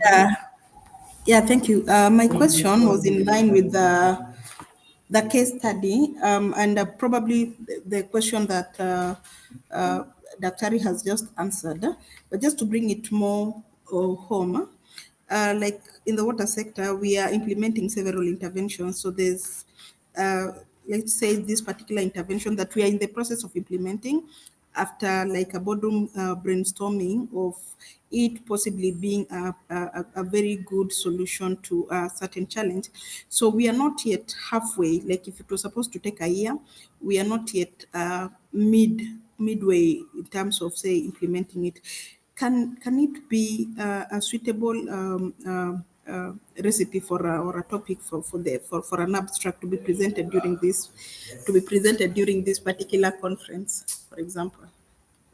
Yeah, thank you. Thank you very much, Carol. You speak about some interventions that you're implementing and likely to take long.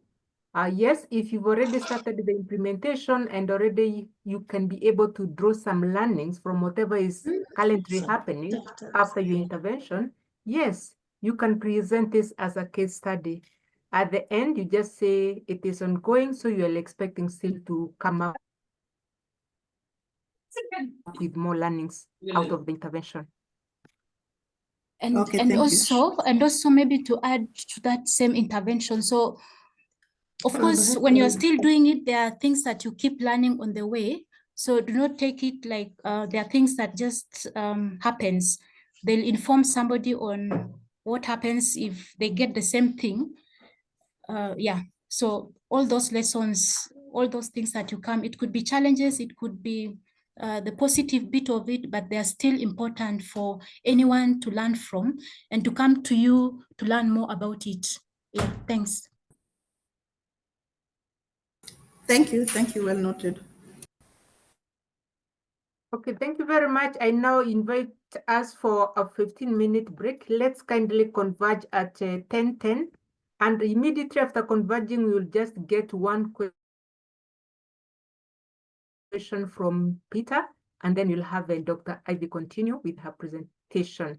So, Mr. Peter, kindly, let's get your question at 11:10, immediately after our short break. Thank you.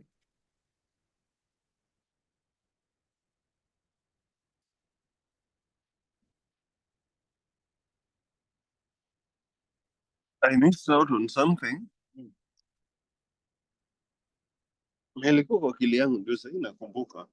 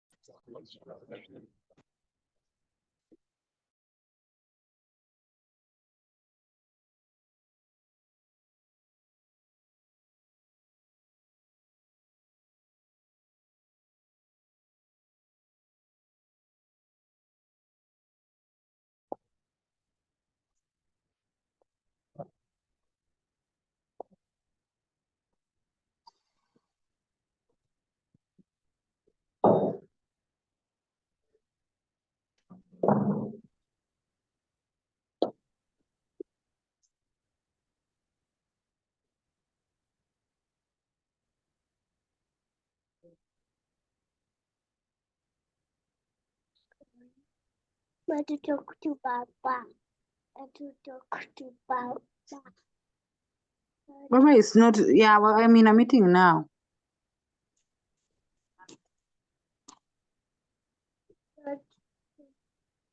Just play outside, okay?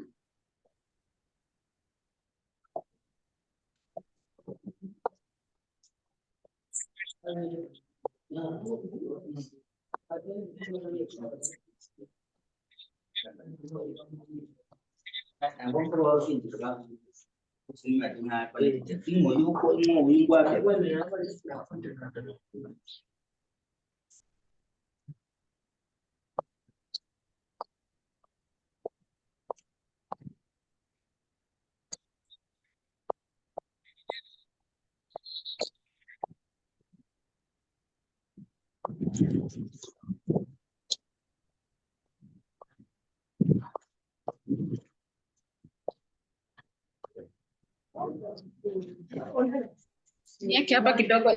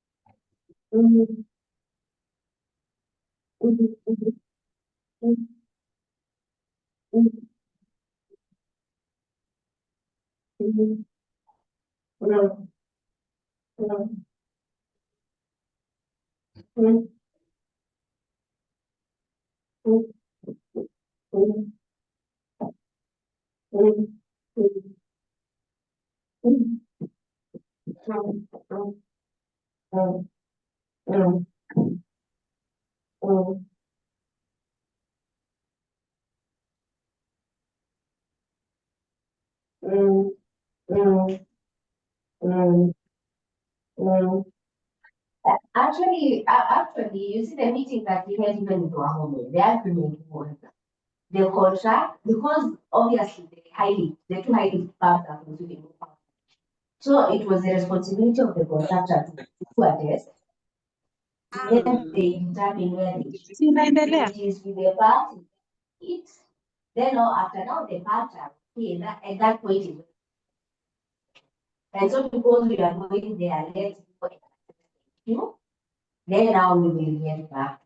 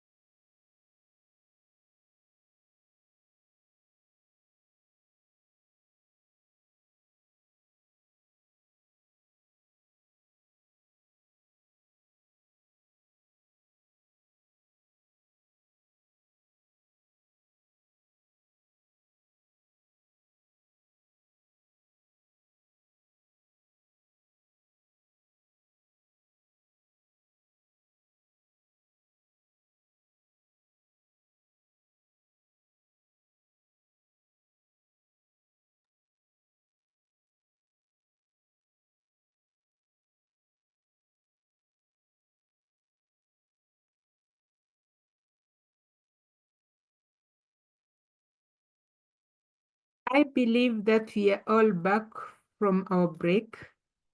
I see a few of us have logged out. This 119, the numbers were higher. I hope the others should be joining us soon. So maybe by show of hands, how many of us are back from break?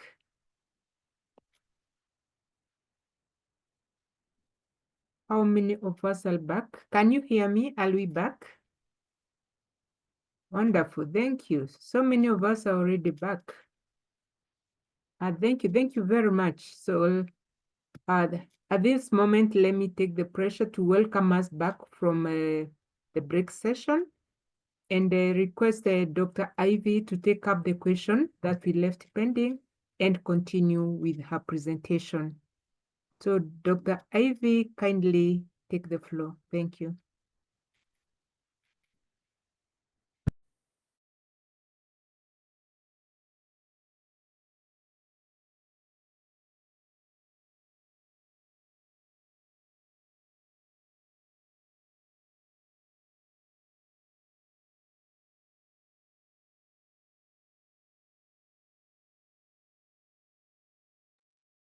Dr. Ivy, you're on mute. You're trying to say something.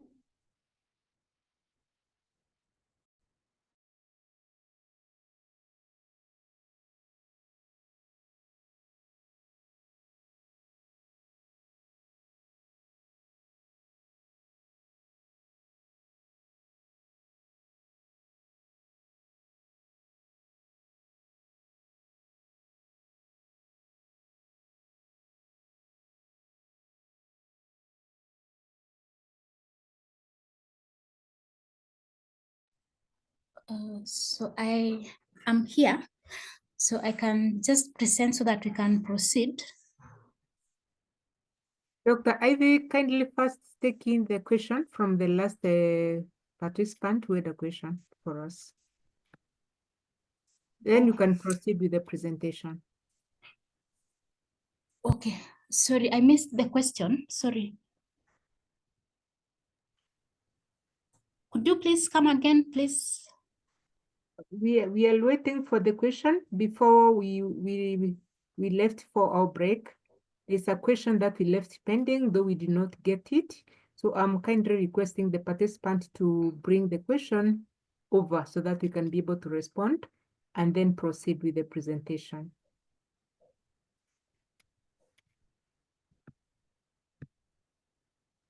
I think it was Peter Ocheng. Peter Ocheng, are you in?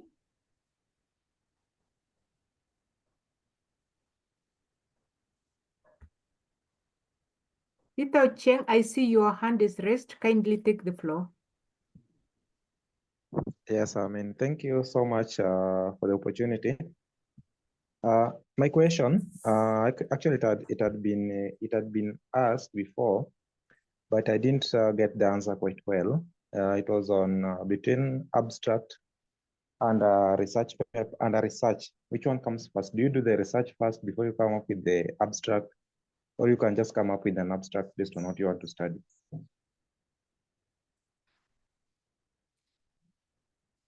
Okay, thanks, Peter. Yeah, so it's Peter.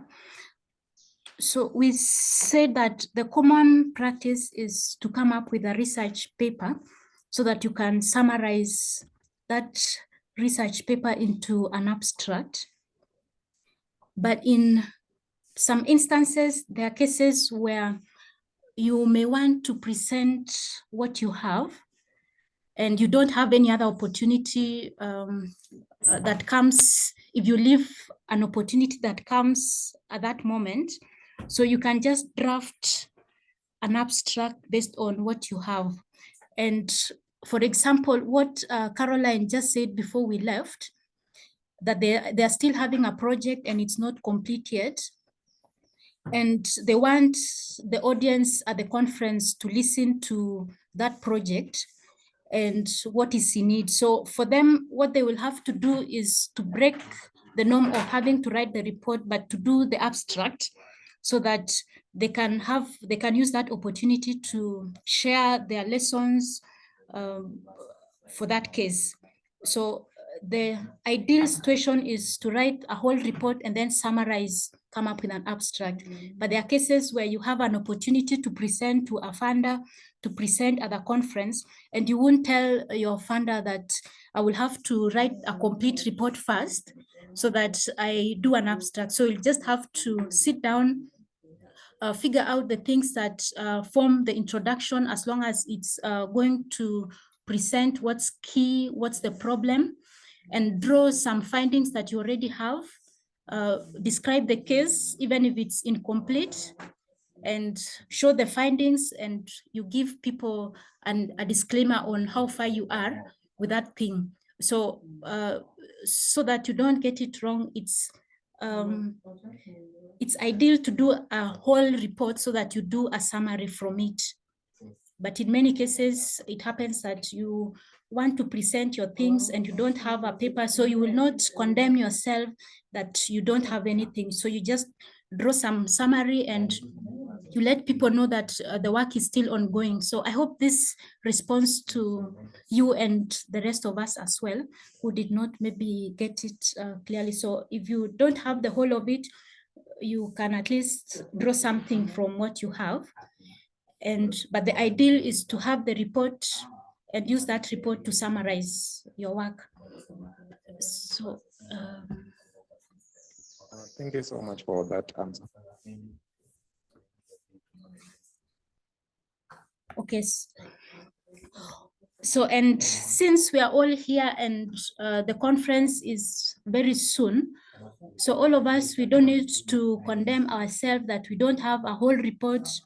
So we are not going to present, or if you have a very near conference that is coming, and the way I have seen people writing that they are having to submit an abstract to a different conference that's not this. So you figure out what you can draw for your introduction, what you can draw for the methods, because of course you will have known how you will go about it or how you went about it if it's a case already, and draw some lessons. It could be during the process of doing it. It could be lessons from the outcome, or even if it's lessons from the process, just report. It can be helpful to someone, and do some implication at the conclusion bit of what it implies to people in the sector, and do a conclusive statement and recommend actors who will be doing the same thing to address, or like give them some recommendations. So that's it, because maybe the next thing would be all of us asking, now that it's the conference and we don't have the whole paper. So you just figure out what you write at the introduction, at the method, what you have done already. It could be lessons in whichever stage of what you have. And then at the conclusion, what it implies, and what you recommend people in the sector or people who would do the same thing. Yeah, Dr. Ivy, maybe I can add something. Okay. Yeah, so maybe the only exception would be a proposal. Maybe somebody writing a proposal that they want to maybe investigate why non-revenue water is high, and they've not collected any data, maybe from literature, maybe from any form of, they don't have any findings. So I don't think that one can be part of the presentation. So there must be some sort of finding, either from data collection in the field, from review of literature, from case studies. There must be something that you're sharing with the participants. But if it's a proposal, then you will not have any findings, or even preliminary findings or preliminary conclusions. Maybe I wanted just to clarify that. Okay, thanks for the clarification. Yeah, thanks. So that's really helpful. If it's still at the proposal stage, so you don't have anything to report to you. Yeah. So I don't know if there's any other question, Dr. Joy, or...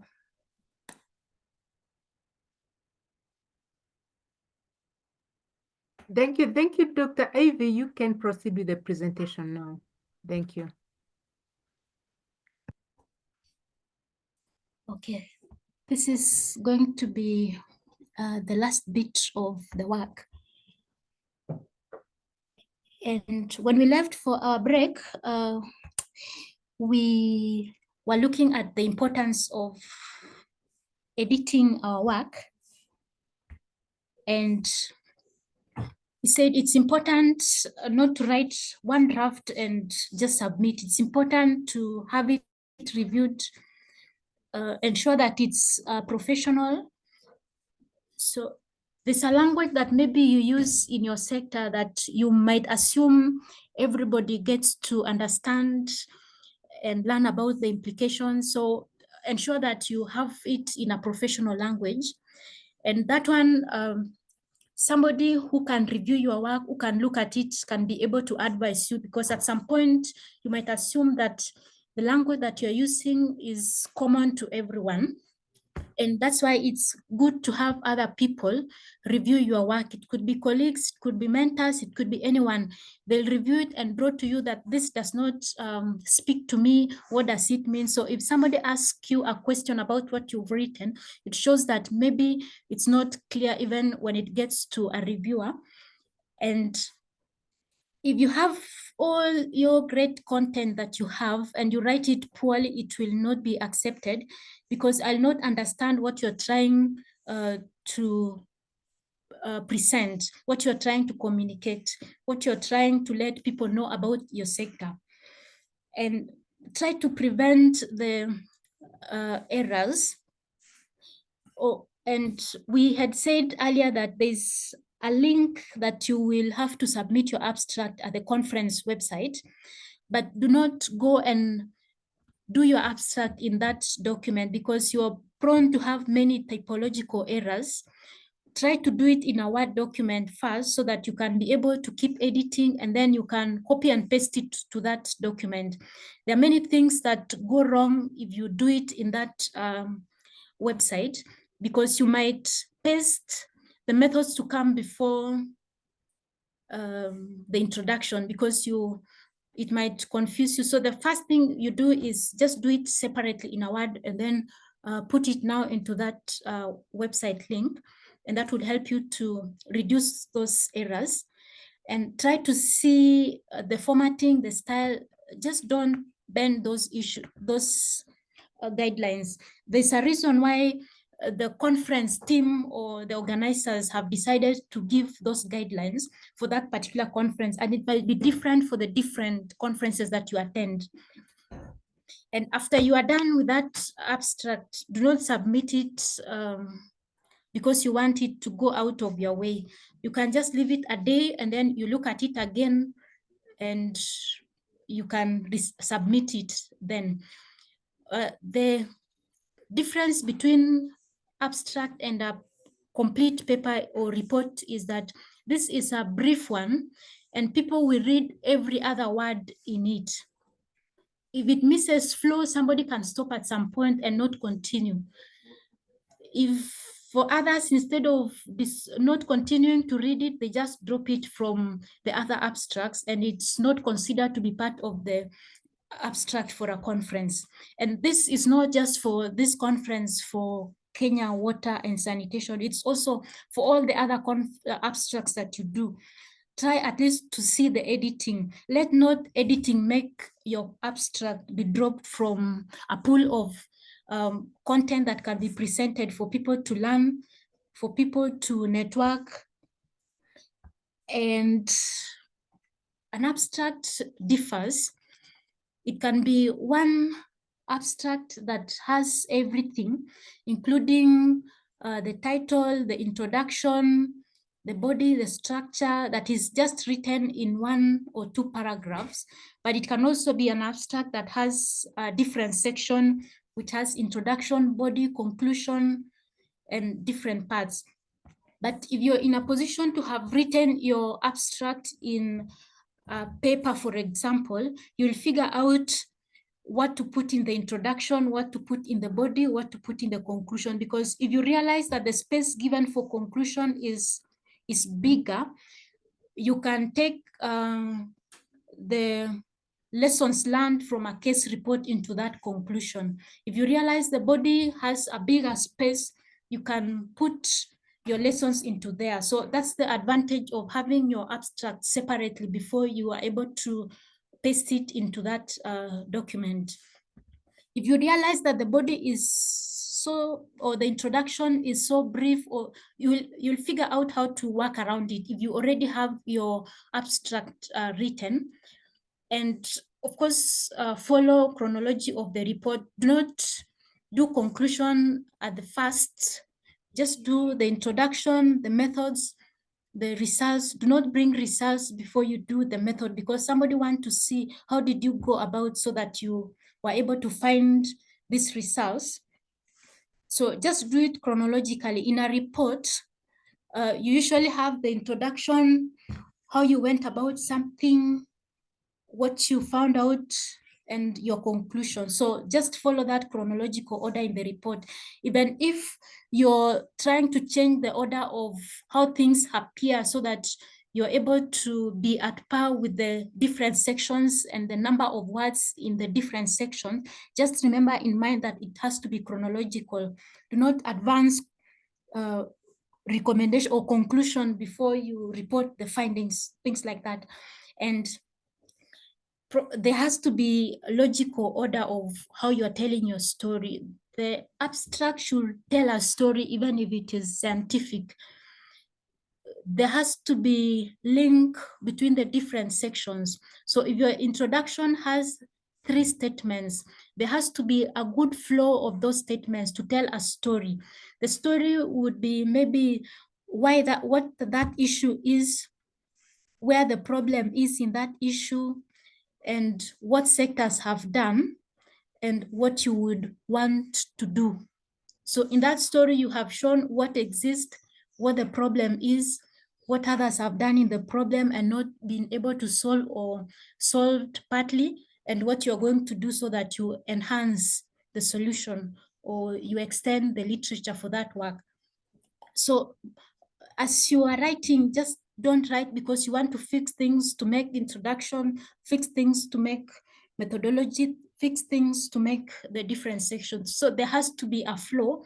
And that's why it's important that once you write, don't submit it, give it to someone else so that they can help you to figure out if it has a good flow, if there's a logical connection between the different sections. And you would not need to add any information that is wrong or that did not come out. I don't want to say wrong, but if it is an outcome that was not part of what you did in that case report, you don't need to lie on the audience or give a different impression of your output to the audience. And that's why we encourage that you report anything, even if it's positive, even if it's negative. A negative thing on how you went about fixing sewer lines. For me, if I come and do it next, I will not take it as a negative thing, but a lesson, so that if I want to fix it, I try a different approach that you didn't try and mention that so and so used this approach and reported that they had this and this challenge. And therefore, for this work, we are trying this other one. And this is how we went about it. And this is the results that we got. So just report what you got, positive, negative, so that it is an intelligent, because audience would want to borrow from your work, would want to learn from your work, would want to come back to you. And if you had reported a wrong thing, then it becomes a challenge because and so these are things that you try to avoid as much as possible. The abbreviations, the short terms, parenthetical remarks, splitting of words that does not need to be split. Yeah, these are words that you split. To go, to read, you can just say to go and read instead. So those are just grammatical issues, but they make a lot of difference when they are comparing which abstracts to be accepted. And especially if it's those that goes to scholarships or something, they look deeper into even the minute things that you don't expect somebody to look for when they're reviewing your abstract. And contractions is like these ones that are here. you want to reduce so that you look very Gen Z, so it will not apply for that. So try at least, and redundancy in the words.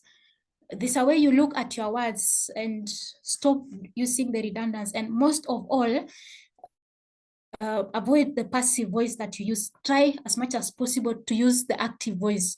Active voice is, we analyze the data, or regression analysis was used to analyze the data, or we used regression analysis to analyze the data.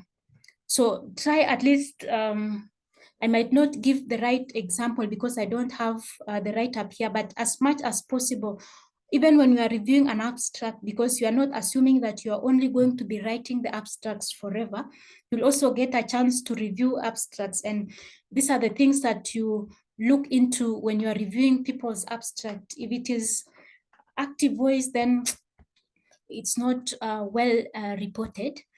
And these are some of the abstracts that would get into the academic or other abstracts. But most importantly, this is the introduction. And the introduction bit can encompass several things.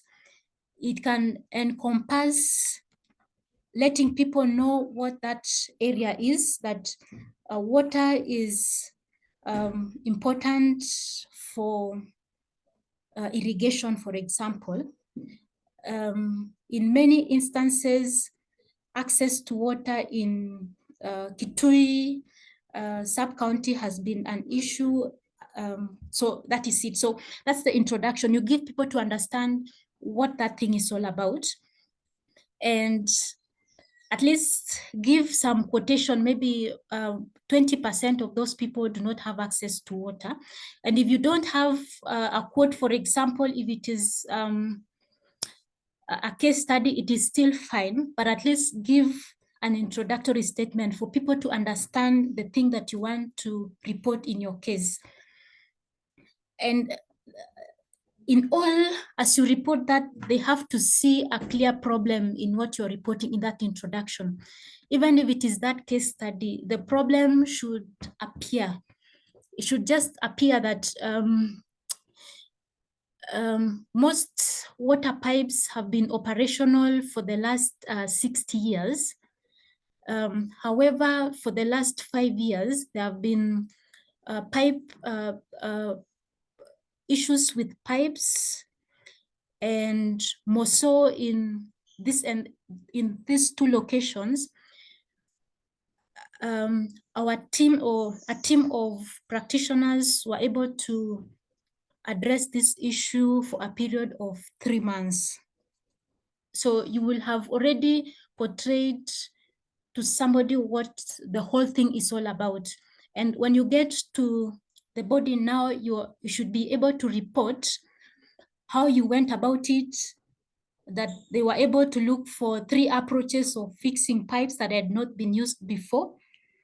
And in fixing pipes in those 2 locations, in only 1 location, it has been completed. And these are the lessons that we learned, that for you to be able to fix a good pipe, you need to do a study, a comprehensive study of the community, a comprehensive study of the different pipes that exist.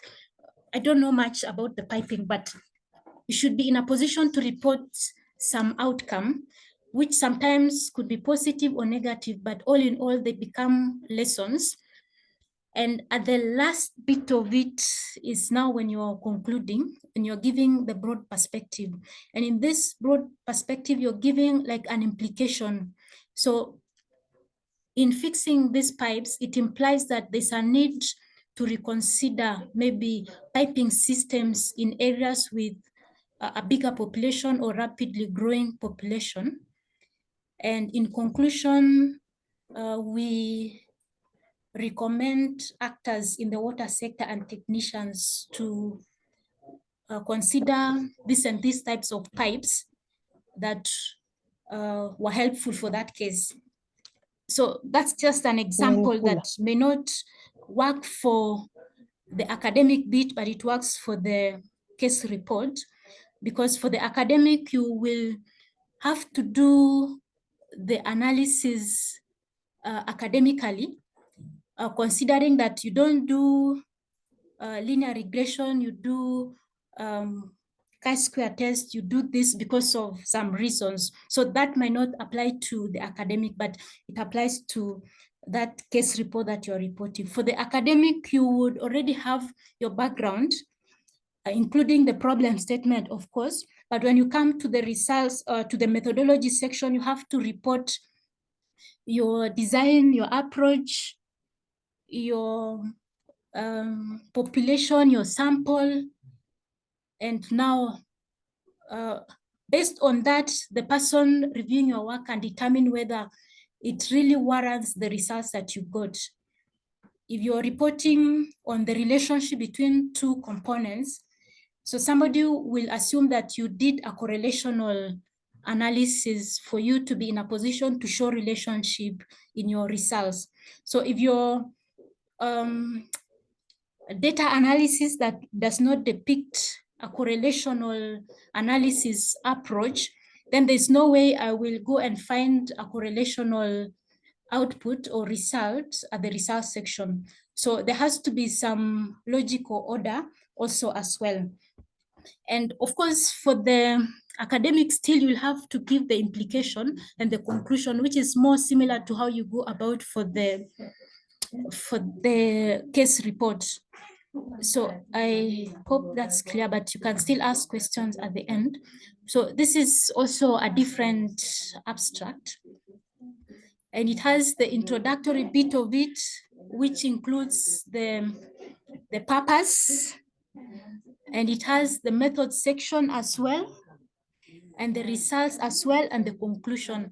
So what I wanted to help us understand when I brought this abstract is the importance of writing your complete abstract before you come and paste it into a conference template. Because if you're able to write it, then you'll know the section of introduction is longer, so you'll figure out how to work around it. You'll know that the method section is a little brief or whichever length, and you'll know how to input your text into that section. So it differs, and even if it's a case report that you want to present and it's a conference and they don't specify that it is a practice or an academic, you just need to write the introduction, do the purpose,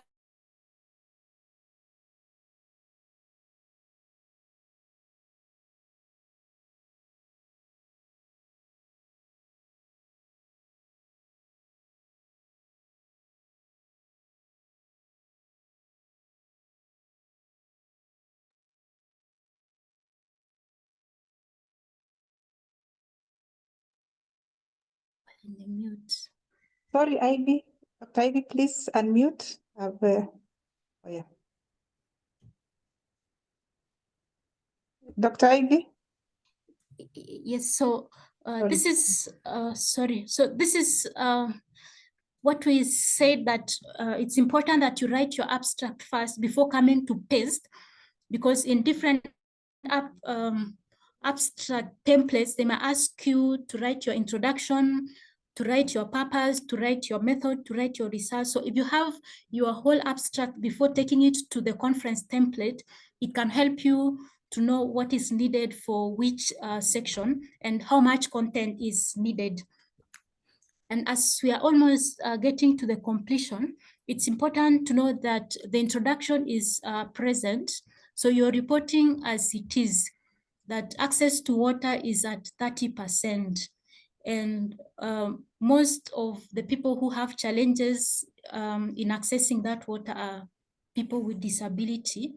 And therefore, it is important to understand the interventions that exist for access to water for those persons with disability. So you're reporting it in the present. It is the literature that exists at that moment. It's the problem that exists at that moment. And your methods is past. And this is where also Beatrice was saying that if you have not done a review, then you will not have the results. So if you have not done that review of climate change things, so that you develop a scoping review report or a systematic review report or a policy report, then you will not be able to report the results, because this has to have happened, that you are able to do something. Even if it is a case report, you needed to have fixed those pipes. Even if it is incomplete, that you have fixed halfly, that is still things that you can report lessons up to that point where you have fixed.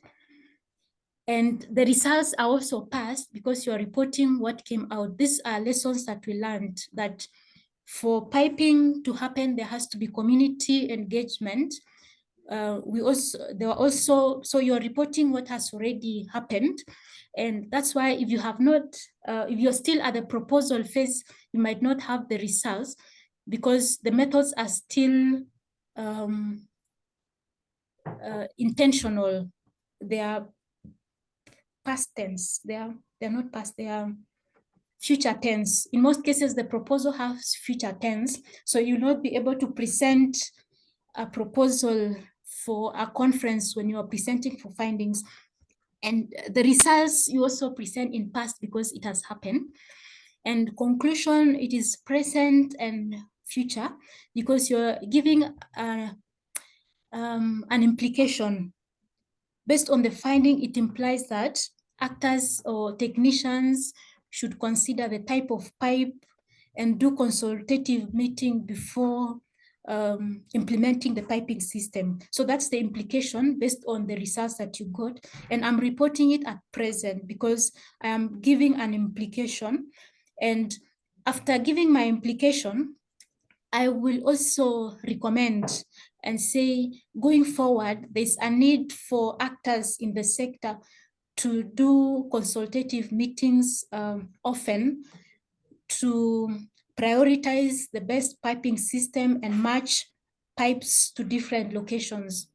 So, so I hope this is clear, because it makes sense to, when you're writing, even if it's a case abstract, even if it is that abstract that you're doing for academic, even if it is a review abstract, you still have the introduction, which is present, the methods that you used, the outcome that you got, and you need to still give a conclusion on the same. And this is still another abstract, but I'll not go through it now. But this was to just show you that different conferences may want you or may have different sections that you have to report to. And for this conference, they had section for reporting the objective, the method, the results, conclusion, and further conclusion, which was at the conclusion section. But if you are in a position to write your abstract and have an introduction, have method section, have results, and have conclusion, if you have it in your Word document, you can be able to figure out what to put at the description, at the introduction bit, which is the objective. And this is because this was a 150-word abstract, and they didn't give that space for the background information, which could take more space. So they just went direct to the aim, the method, results, and conclusion. And assuming that you will complete your abstract and present, what it means is that in many cases, the introduction, people in your field already understand many things in that area. So what you need to bring to their attention is something unique in that thing that you want to present, and a little bit of information. So you don't take 5 paragraphs explaining to people why water is an issue, describing to people many things about that. So just give a brief introduction of that. And it could just be 1 slide to give them an introduction and the existing problem in that setup and why you intend to do your study. So that makes that slide complete when it comes to you presenting to the audience. And the methodology could take 1 slide, unless you have different methodologies that you applied, and it could take maybe 1 to 2 slides. People can come back to you to learn more about the methodology, what people want to hear most, unless your results, unless you're doing methodological paper and you want to present methodologies, which still would go into the results when you are presenting the results.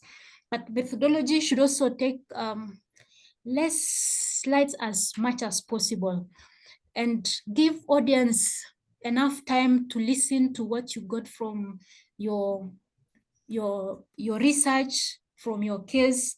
So the result should take much of the slides because that's what you want people to hear.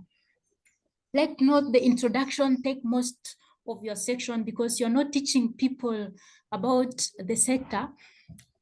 When you come to this conference, that it is a water conference, I'll also be a water expert, and I'm coming also to learn about new approaches, new technologies, new things. So you don't need to spend more time here. I would want to hear about what is it that you got from your research? What is it that is new in the water sector? What is it that is new in the sanitation? What is it that is new in the water, sanitation, and hygiene when it comes to climate change? And discussion and conclusion could be 1 or 2 slides, but as much as possible, have more slides on the results because that's where people would want to learn more.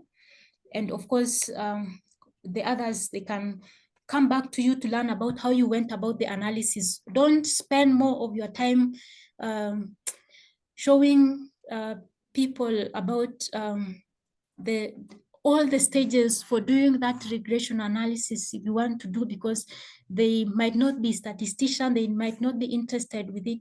What they want is, what is it that came out from that work?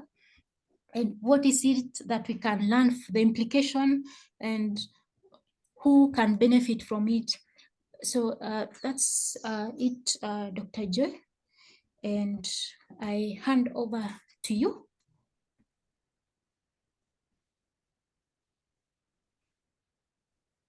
Thank you very much, Dr. Ivy, for the nice presentation. We have followed keenly, and we've also really learned a lot from the presentation that you've just given. So I really take this opportunity to really thank you for that. Yeah, maybe before you end, I can be able to read some questions from the chat so that you can be able to provide the responses as we move over to the next session. One, which is reading that if as an organization you want to start engaging in research for a certain aspect like WASH, what will be required here? Abstract or what? Beatrice, Dr. Ivy, you want to give a try to that question?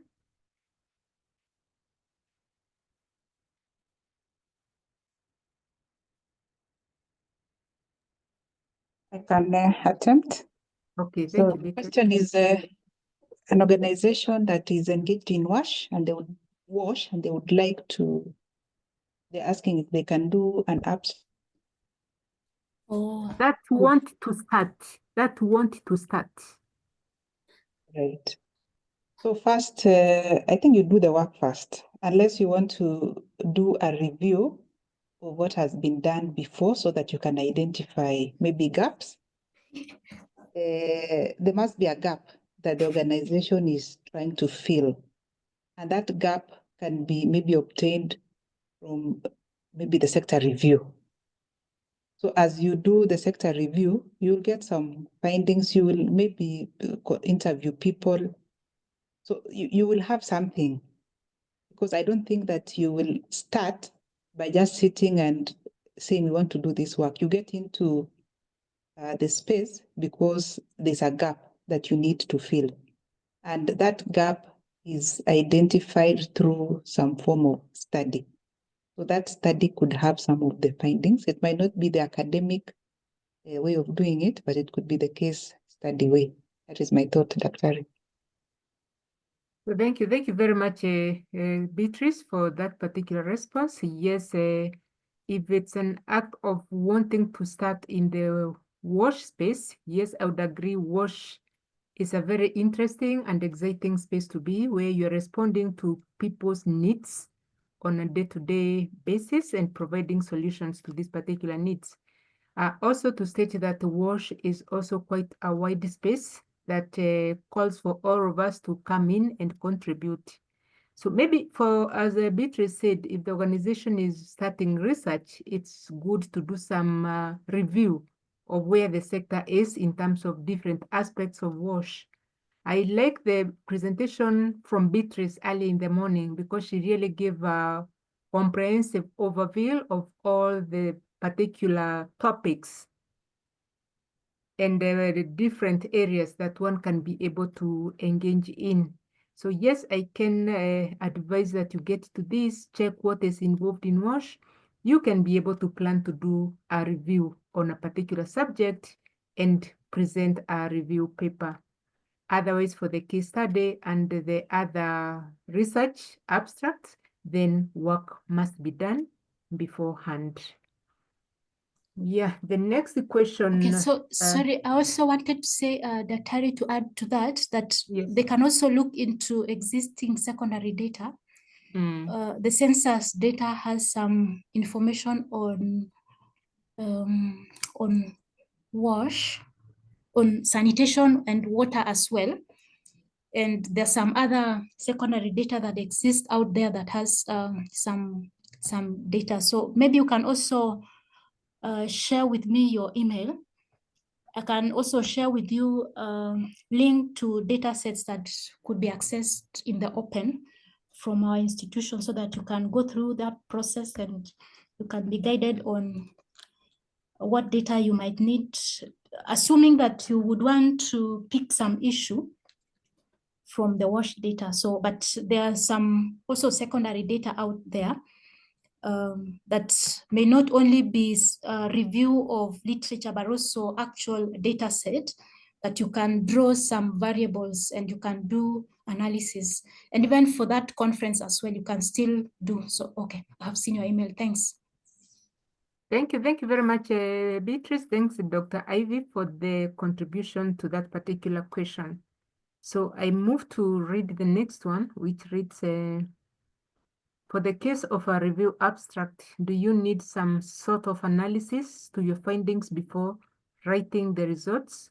Or the results can be just raw observation from particular findings on the area of interest?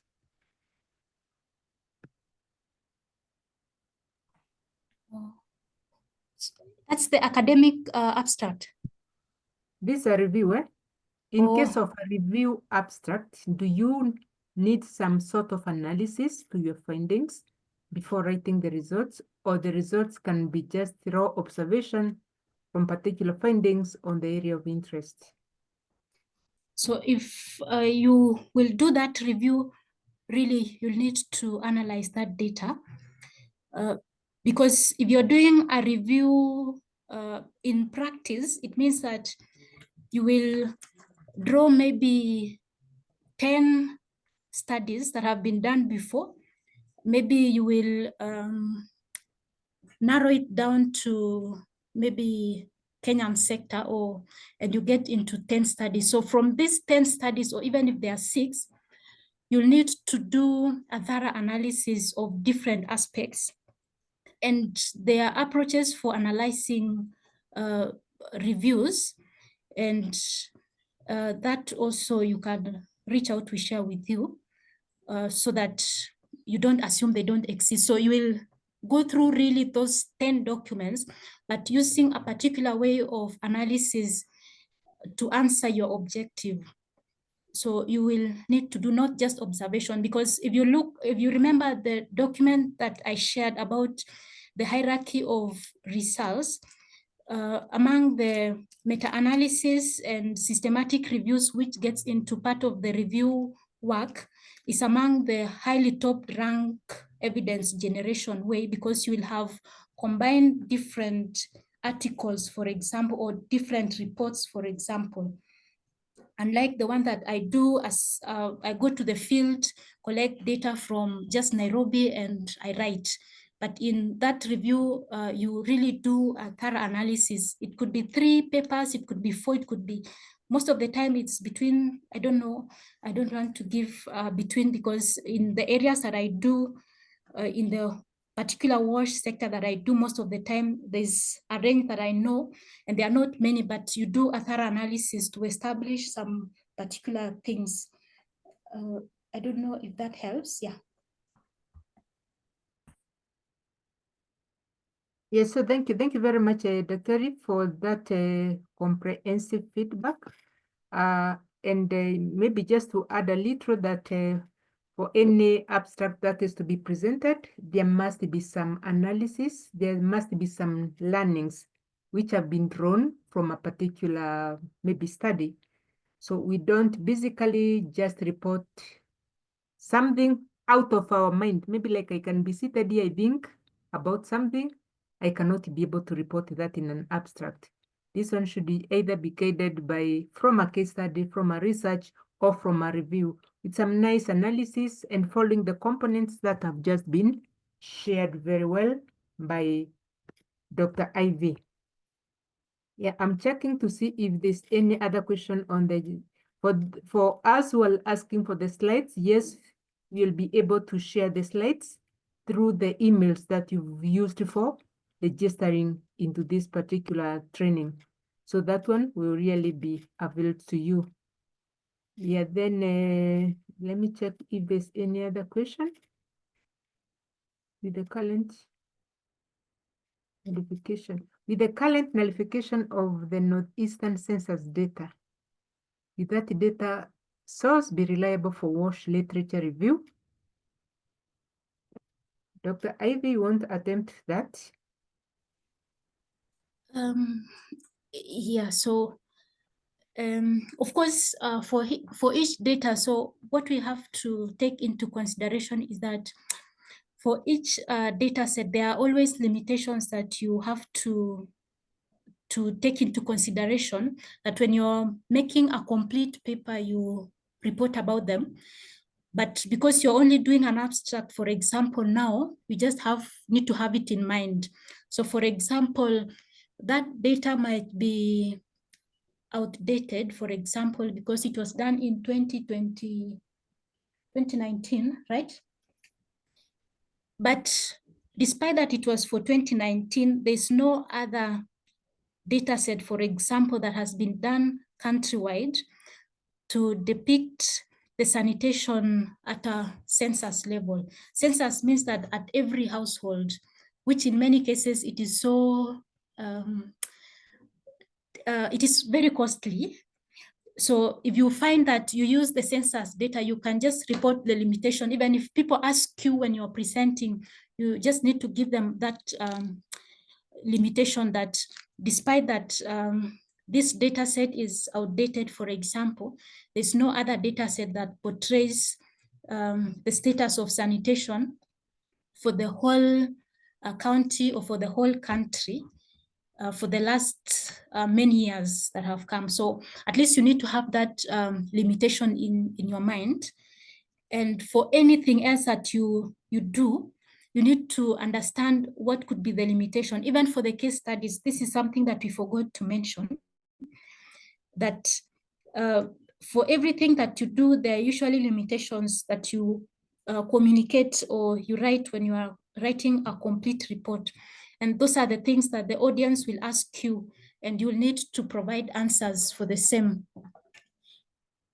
So that's it. But for now, because there's no other, if you present to me the data for sanitation based on this that county, and for sure I know there's no other census data that has been done and portrayed sanitation at the county level. So I'll take it and know this was it in 2019.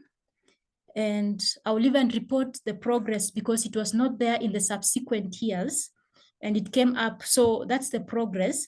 And you'll even recommend the need to separate or to understand deeper about that sanitation, because it's just one question about whether you have a toilet or not. They have not gone deeper to categorize it, whether it is safely managed, whether it is, yeah, so, but at least it depicts whether it is a household is using, has open defecation or has a sanitation facility, but whether it is safely managed or not, those are the recommendations that you can provide so that people who will be design the next survey questionnaire for 2029, they can consider the same. But for now, you can have it. And there's no data that has no limitation. So just have to note that, so that when you are reporting, you also have to explain to people that these are limitations, but this is how we went about it. Thanks. Yeah, thank you so much, Dr. Ivy, for that. I see there's one hand up, Victoria Uchwal. You can take the floor. Thank you very much, Daktari, for the insightful presentation. So my question is perhaps on, I'm part of a study currently that is focusing within the informal settlements. And then we see the impact of the indiscriminate solid waste disposal, and then the implication on the mental well-being of community health promoters. So is there like an opportunity to be able to present such findings within this conference? All right. Yeah, thank you for that, Victoria Uchwal. Yes, anything sanitation as a... Because sorry, you're still saying something? Looking through... Sorry, you're breaking up. But I think we've gotten your question. You're doing something on solid waste management and mental well-being within an informal settlement. So what I'd like to say is that as long as it is anything sanitation, I think there's room for presentation in the conference.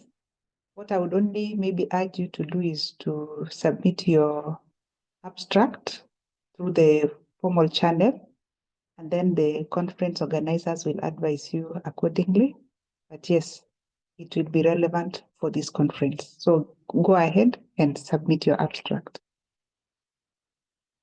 All right, moving forward, there's a question from Peter Ocheng. He's asking for guidelines on the issues of font type and size, spacing, and paragraph orientation. So for this specific conference, you will submit your abstract through the link that was provided. You go to kenyasan.org. I think I'll reshare this abstract, the link here.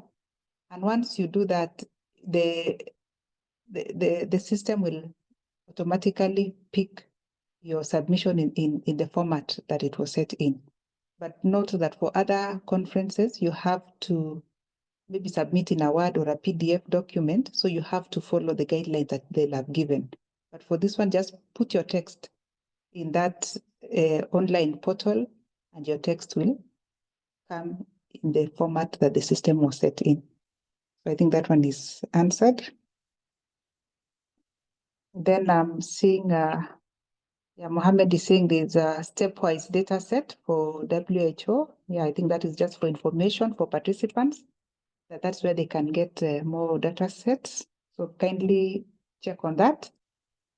Kip Kimo is asking that if I start my research now, will it qualify for presentation in June conference?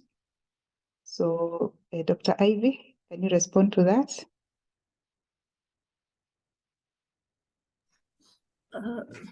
Yes, thanks, Beatrice, for the question. So you're starting the research, the data collection bit, or you have the data already? So that is not clear. So let's assume there's no data. So if there's no data try to look into the existing data sets, like the one that has been provided here as stepwise data set, and find out some variables that you can work around them, or you can look into the census data or any other available data that exists, that you can derive information, that you can derive variables that you can subject it to analysis. So if you're able to subject it to analysis, that means that you will have already completed your methodology section, that it is a secondary review, and you got data from stepwise, for example, and you analyze variable A and B using comparative analysis.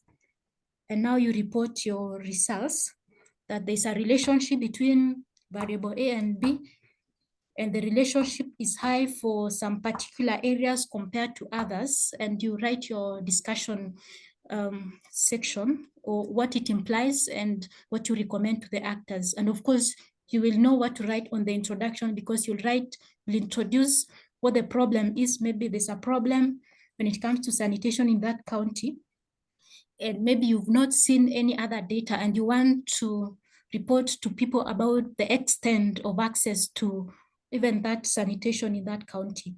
So if you have data, or if you don't have, you can use secondary data, which could be analytical data, or it could be reviews. So if you want to review, you can also identify a topic and then go to databases and draw articles from there, and then screen them and establish maybe the few that you will analyze and report those findings. So it's still possible if you're just flexible enough to look into existing data sets or existing data. And for those who are doing it the practice way, you can already identify the issues that you've been able to solve previously using some way. So maybe how you have been able to fix water pipes, how you've been able to come up with a technology, or maybe a technology was introduced, but no one has ever documented the challenges, how it was implemented, the lessons that have been learned over time, how it was during COVID for that innovation, how has it been when there's no pandemic. So there are many things out there that you can report, and without having to limit ourselves. So that is it for me, Beatrice. All right. Yeah, thank you, Dr. Ivy. I'm seeing many participants are asking where you will register. So just check on the chat. There's been a number of responses showing how you will register for the conference, which is kenyawatson2025.org. That will also guide you on how to submit your abstract or your case study. So kindly visit the conference page. Dr. Joy, are you back?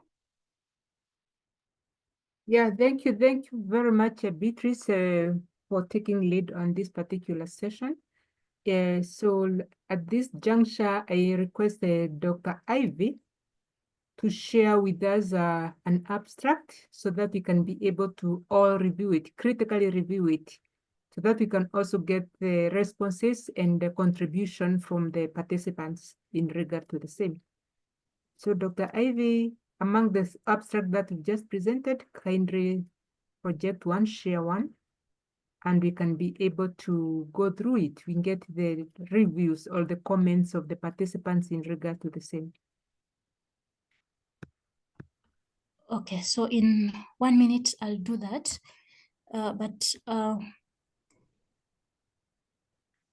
Meanwhile, you can do this slide as I, yeah.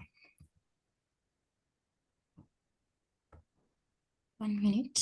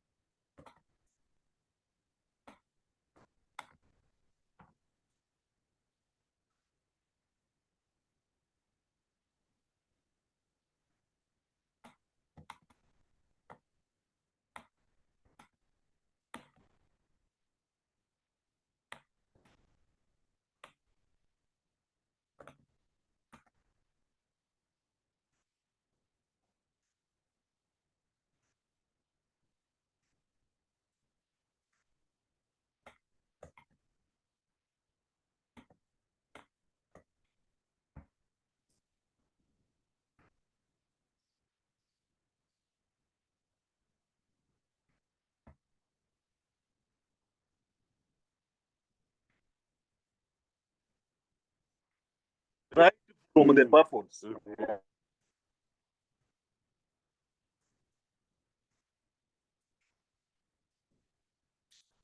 So this is the abstract. So I realized that we had not seen any review abstract. And this is sanitation for low-income regions across disciplinary review. So in 2 minutes or in 2 minutes, maybe I want us to identify one problem with this abstract, and you can raise your hand when you see that thing that is that has a challenge or an issue with this abstract. So I decided to take some time to draw it from a picture to a word so that it's easy, and I can also expand it better than when it was in the other format. So, and that's why I took a bit of some time, sorry for that. So if you get what is missing from this abstract, or what is wrong, anything, just raise your hand, or you can type on the chat. Based on what we have learned, something that is, or if not that, maybe you can have two people share with us what looks good for this abstract, because of course, not everything can have faults. There are also some good things about this abstract and that's why it was accepted for a journal. So there are still the good thing, and so maybe you can have two people, volunteers, to tell us what is good in this abstract, or yeah.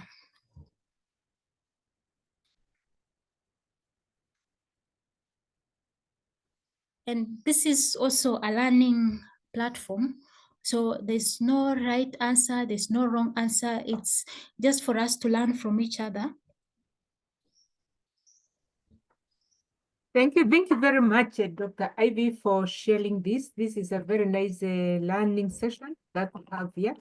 This is where we really want everyone who is in this particular training to be able to look out at this and check the why, the how, the results, and the conclusion from this. Also check if there's any component which is missing out. Let's see if you can be able to highlight those, because when it comes to writing, then when you know how they should be presented, it will be much better for you. And it will enable you to do a very nice abstract for submission. So all of us, let's kindly engage on this. And maybe we just give around 10 minutes for you to look at it, even 10 minutes. And then in the 10th minute, that's around 12:25, we now have at least 3 of us giving their contributions. Anyone who wants to speak to this can be able to speak to the same. Thank you.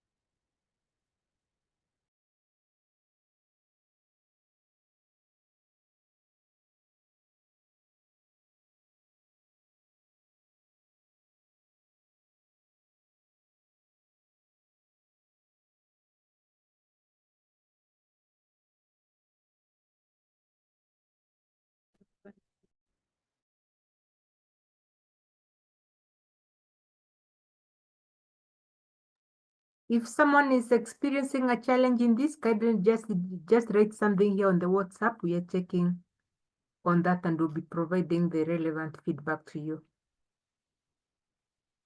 As we do that, let's keep still engaging on the chat.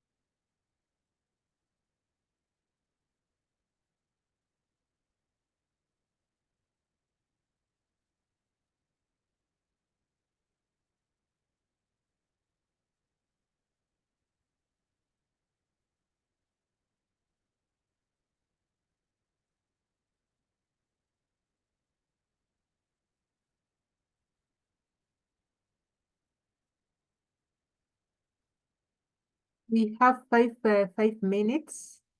Possibly some of us could have finished. I don't know the status. Maybe if you're finished, it's also good that we raise our hand and then we can proceed to the next session.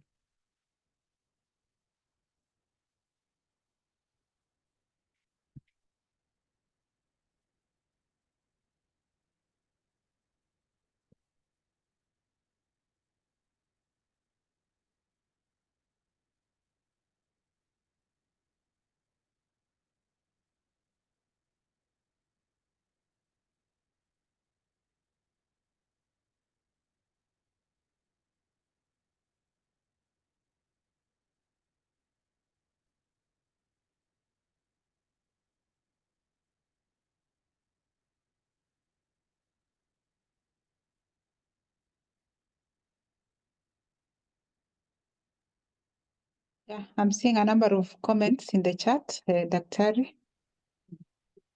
There are a number of comments. One of them is saying methodology. They cannot see methodology. There's someone who says the topic and the problem statement does not align.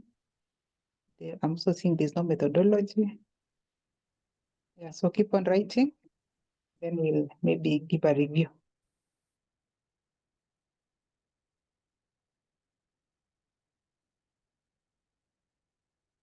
Thank you, Beatrice.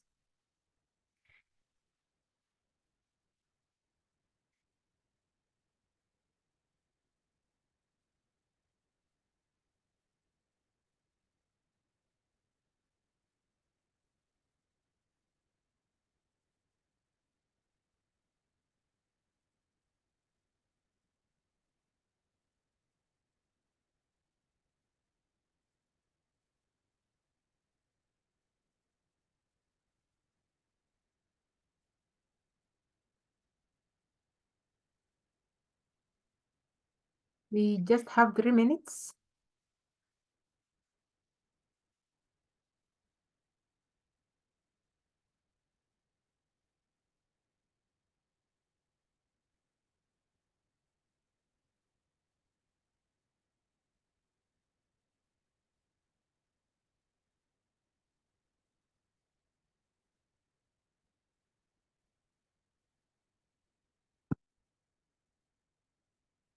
Dr. Ivy, take note of the contributions on the chat and lead on this at 12:25. We have 2 minutes.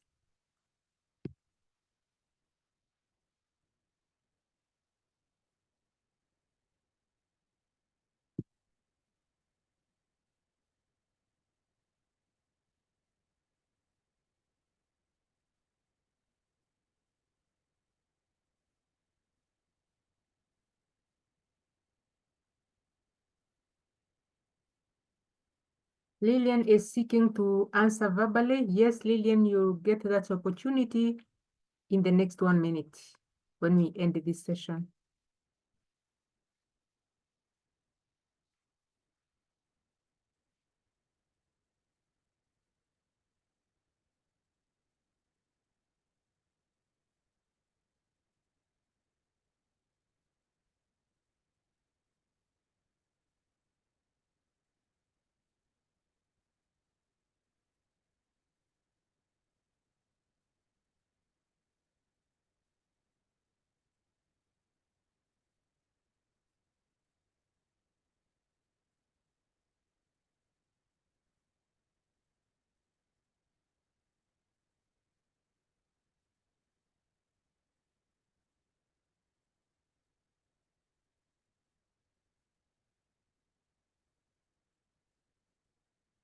Yes, thank you. Thank you very much. We are now at 12:25.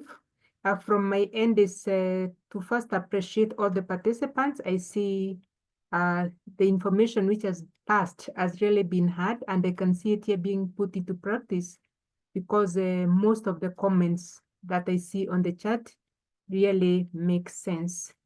And then at this juncture, I leave Dr. Ivy to take lead on this discussion for this. And starting off, Dr. Ivy, there's a lady who wanted to contribute verbally, so we can hear from her. Then you synthesize all this and then you can be able to hear from a few others, and then you can give a final verdict on the status of this abstract for us to hear and also give feedback too. So thank you very much, and over to you, Dr. Ivy. Thanks, Dr. Joy. Thanks for the participants. So before I get Lillian, you can go ahead to do verbally.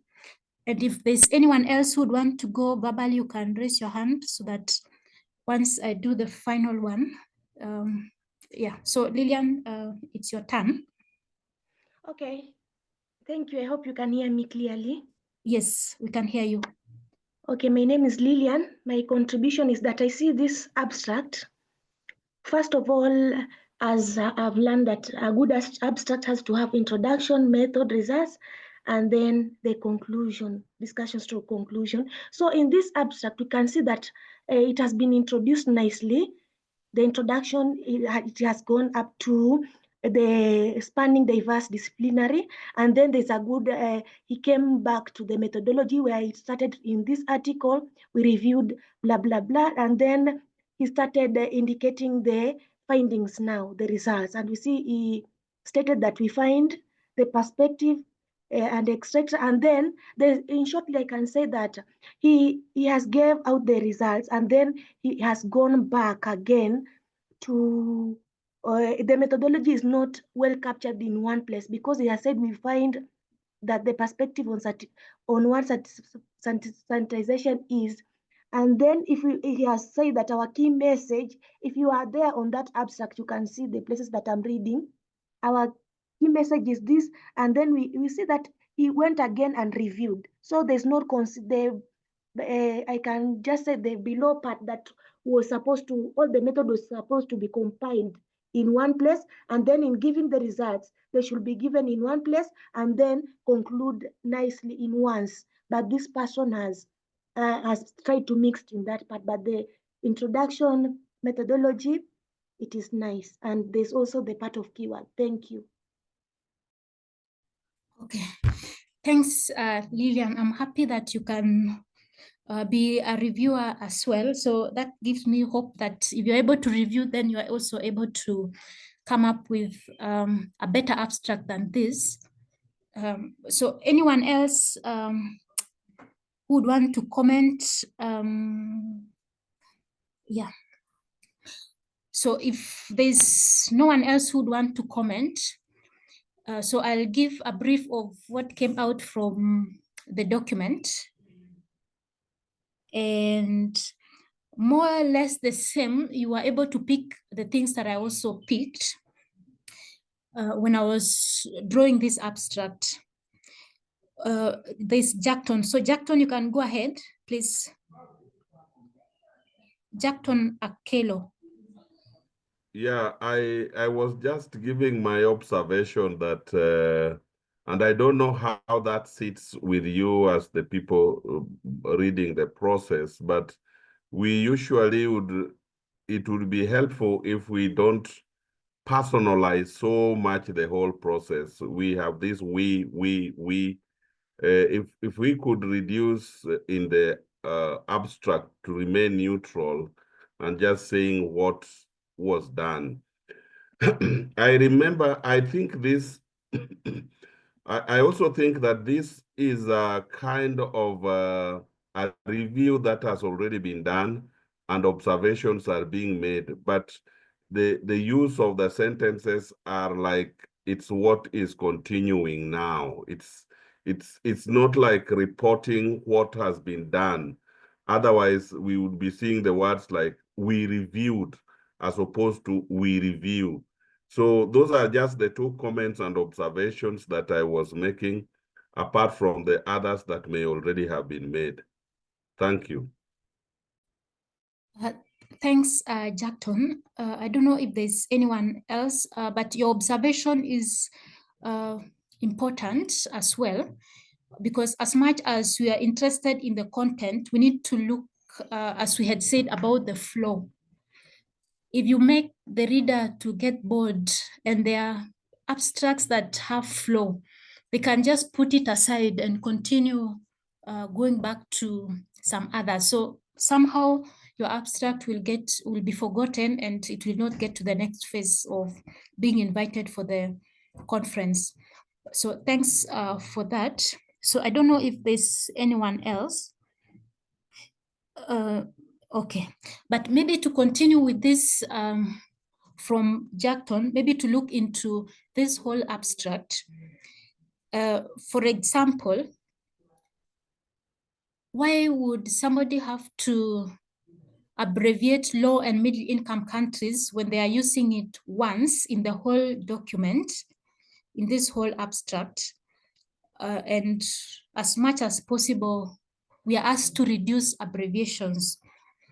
And the components that we were asked to reduce was like IE, ETC. If you're a reviewer or if you have reviewed even a report, leave alone this abstract, which is very brief. These contents that are being added as ETC, IE, things that are being added in the bracket, they break the flow of your thoughts. So maybe I'm reading that we review how these perspectives can inform progress towards equitable sanitation for all, i.e., so it breaks my thought process because I was still expecting now to see how this goes around. And of course, the tenses are so mixed up. You remember we had said the tense that we need to use at the introduction is the present. Methods and the results are things that have been done. So the past tense.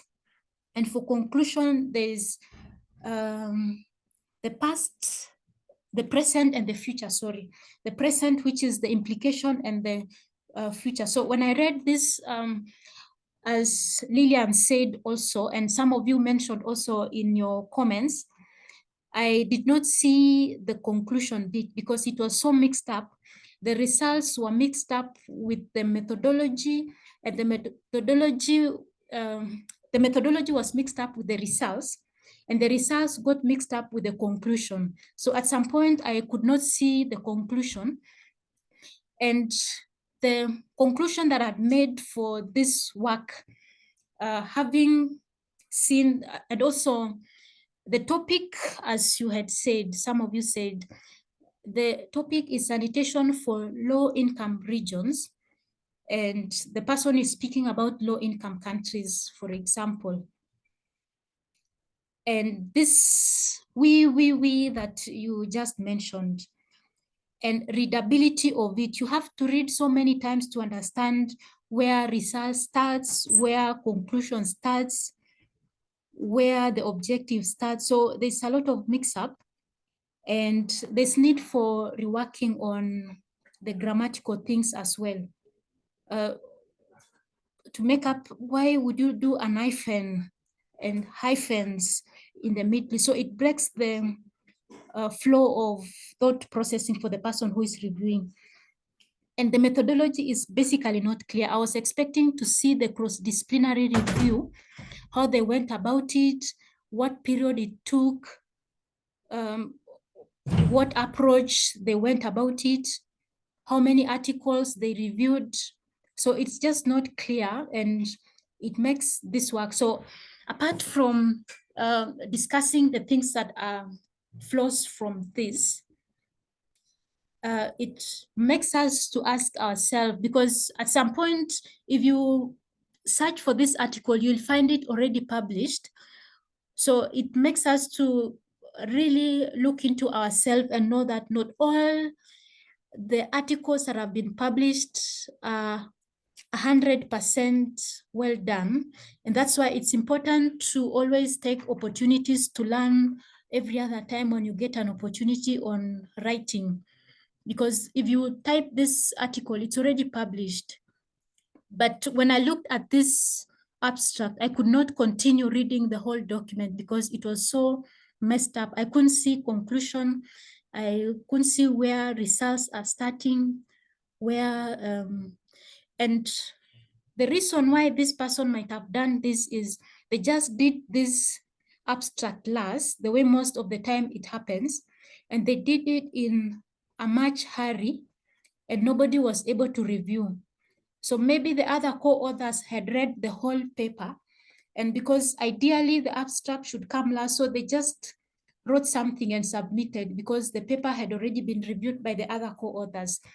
So treat the abstract with much attention as much as you do to the paper. I have not gone to read that paper because of how this abstract was done so poorly. And you can imagine what your abstracts would portray to other people if you do it haphazardly, just to complete and submit, because your topic is speaking about WASH, it's speaking about a particular area that people want to listen to. So if you have that paper that you have already done, if you have a report that you have already done, take time to figure out how to report it so that people can consume that information and want to read more about it and want to look even for you so that they can learn more about it, so that they can collaborate with you and do other things related to that. So that's much from my end. And thank you so much for your time and also for listening. Even if it is a structured or unstructured abstract, still as to Sumie is saying, there has to be a flow. I need to read an abstract as a reader, not knowing whether it was structured or unstructured, but I should see a logical flow from your telling people what the topic is all about, from you describing the problem, from you describing what you did, from you describing the methods, from you describing the results, the implication and the conclusion and recommendation. So whether it was given structured way, I should see a logical flow. I should not see results come after or mixing results and the methodology. So it could actually be that it was unstructured, but still I should not see those I should not see those IE, those hyphens. So they make the work, the flow of thought of the reader to be mixed up.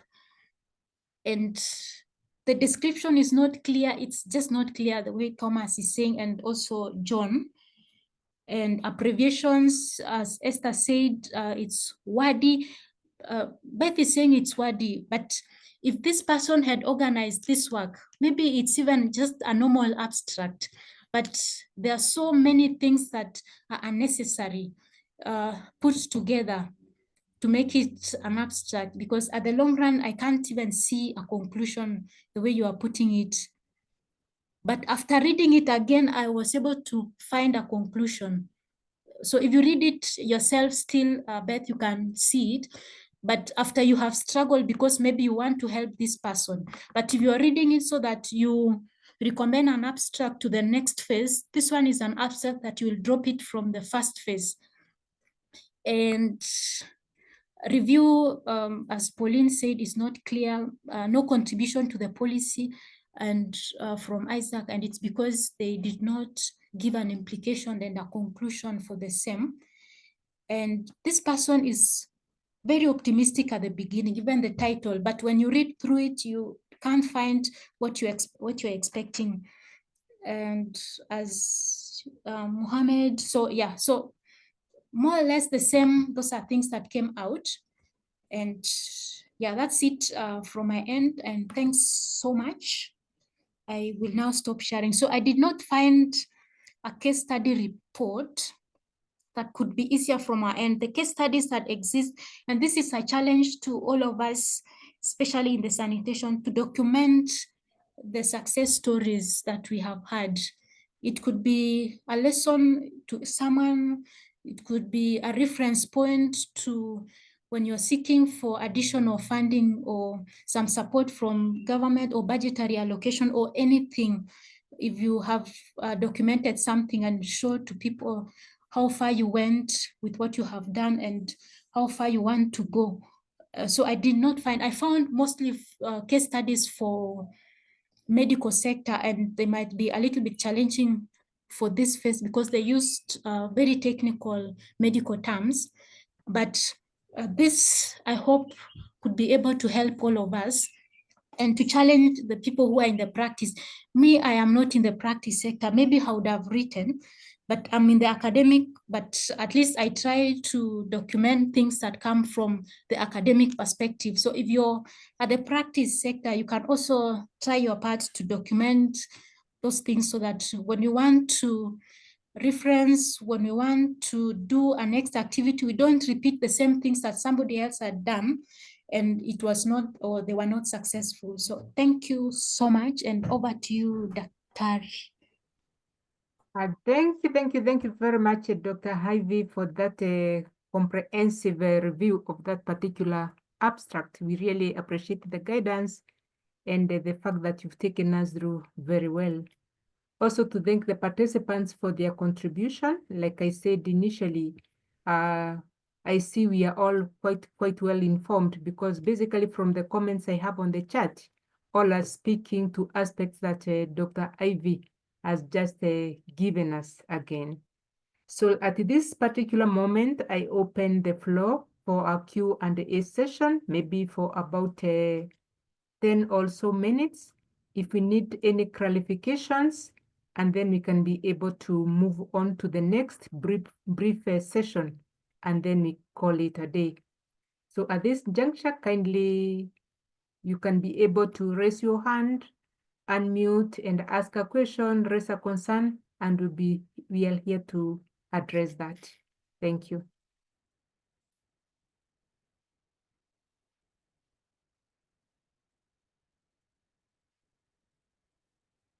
And like I said, for the purpose of a conference abstract, the sharing of knowledge, you just heard Dr. Ivy said about the shortage and the limitations of the case studies. We really want to have case studies. Case studies can only come from the practice. You're in the water utilities, you are in the private sector, you are doing a lot, you are having very many interventions. It is very critical that you document this and share. When you share, you're more even helping us, as in our teaching. We are more having case studies which are context specific, which speaks to the issues that we have in Kenya. We want to teach our students about solutions which are being implemented within our space. So case studies are very important. Kindly, wherever you are, come up with a case study, prepare it, package it, present it, and we really appreciate that. Wherever you are, contribute to knowledge in this space of water and sanitation.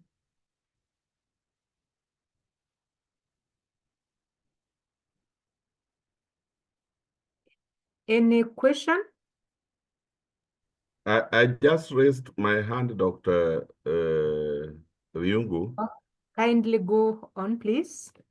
Maybe because I had a class in between the sessions, so I had to drop sometimes.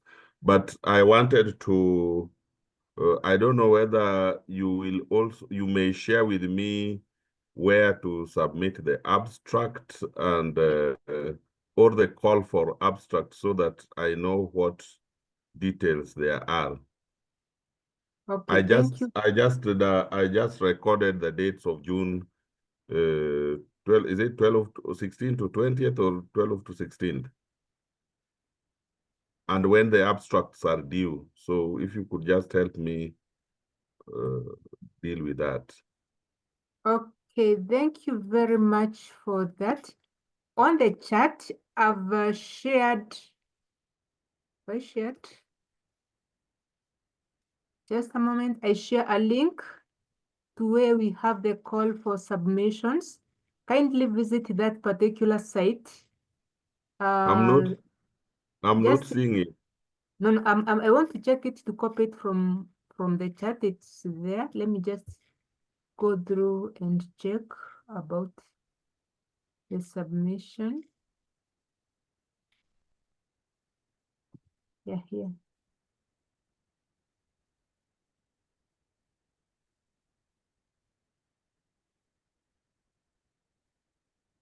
Yeah, we have the link. I've shared a link that will take you directly to the Watson conference page.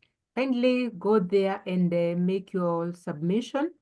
If you're not able to do that, you're also free to reach out to us. In particular, I know as we move on with the submission, when after we prepare our abstracts, we may experience challenges here and there. I have shared still an email address that is very important for you. Yes, thank you very much for sharing this. Kindly take a screenshot of what we have shared. Kindly take a screenshot of what we have shared here. And also, there's still an email that I've shared on the chat box, which is stc@kenyawatson2025.org. If you're preparing your abstract, you're experiencing some issues, kindly send that draft that you have to this particular email. We'll be able to come back to you. We'll help you through navigating those challenges that you could be experiencing. The first one is capital C. Paul, confirm that, please. stc@kenyawatson2025.org. We have that email address. Yes. It's capital? Yeah, it's not case sensitive. It can be small or capital. Okay, thank you very much, Paul, for that clarification. So kindly share your draft abstract to that email. We'll be able to come back to you so that we can be able to ensure that it's well written before you can make your submission to the conference site. And for those of us who are doing the direct submission, I know some of us already have very nice abstracts to do. We have the websites here. Kindly visit the website and make your submission. In case of any other challenge, then we are also here to help you navigate that. And still, as I add this, the room is still open for any question, any contribution into this.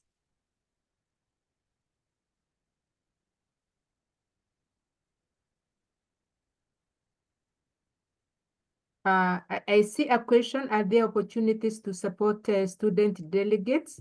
For some of the questions that we have here, we have taken note and we'll individually get back to you with the responses. We'll be able to wire the questions to the relevant authorities to be able to be back to you with the feedback.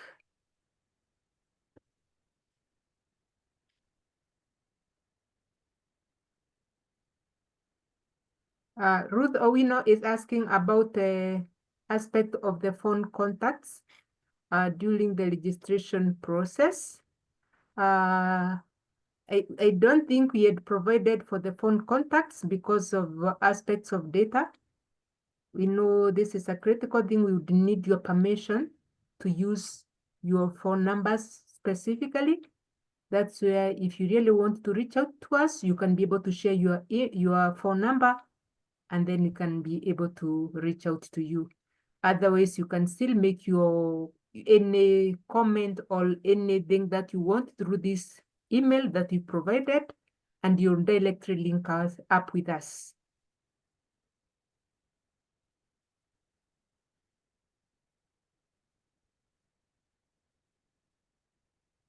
There's still questions on the databases for WASH. When you're sharing the presentations, we'll make all this available to you. There are very many from different sites, very many of them. So we are going to make all this available for your use, for you. Dr. please. Yes. A quick one. Sure. Two questions. Number one is on the authorship. Mm-hmm. Can you do a paper as a duo, especially when you're coming from a water utility and you're working in the same, let's say, section? Can you do one abstract, let's say 2 or 3 people, Is there a provision for that?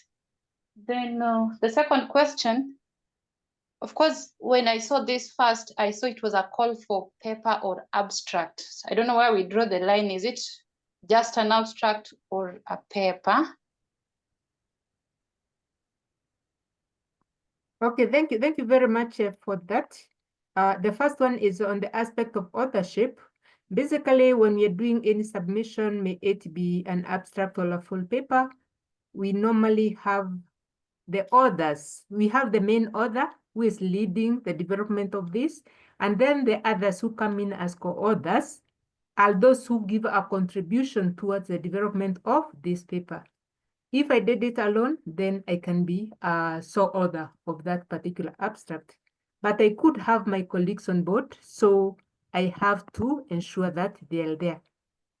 So if you are not working on your abstract alone, kindly ensure that you have the other people who have contributed to that particular abstract that you're doing. Then for this one here, we are working on abstract. The provision which is there on the website is for abstract submission. Let's work on the abstracts. We've given the relevant guidance on how to go this, and we are still there to guide you further. So let's kindly, as quickly as possible, prepare, especially for us who want to be guided. We remember the submission is on 8th of April, which could be slightly more than just about 2 weeks to go. Let's be very fast so that if you are sharing with me, kindly don't share with me the last date because I'll not be in a position to help you. So let's embark on coming up with drafts and sharing as soon as possible. For those who are doing the dialect submission still, let us ensure that we finalize and we submit for consideration. Thank you.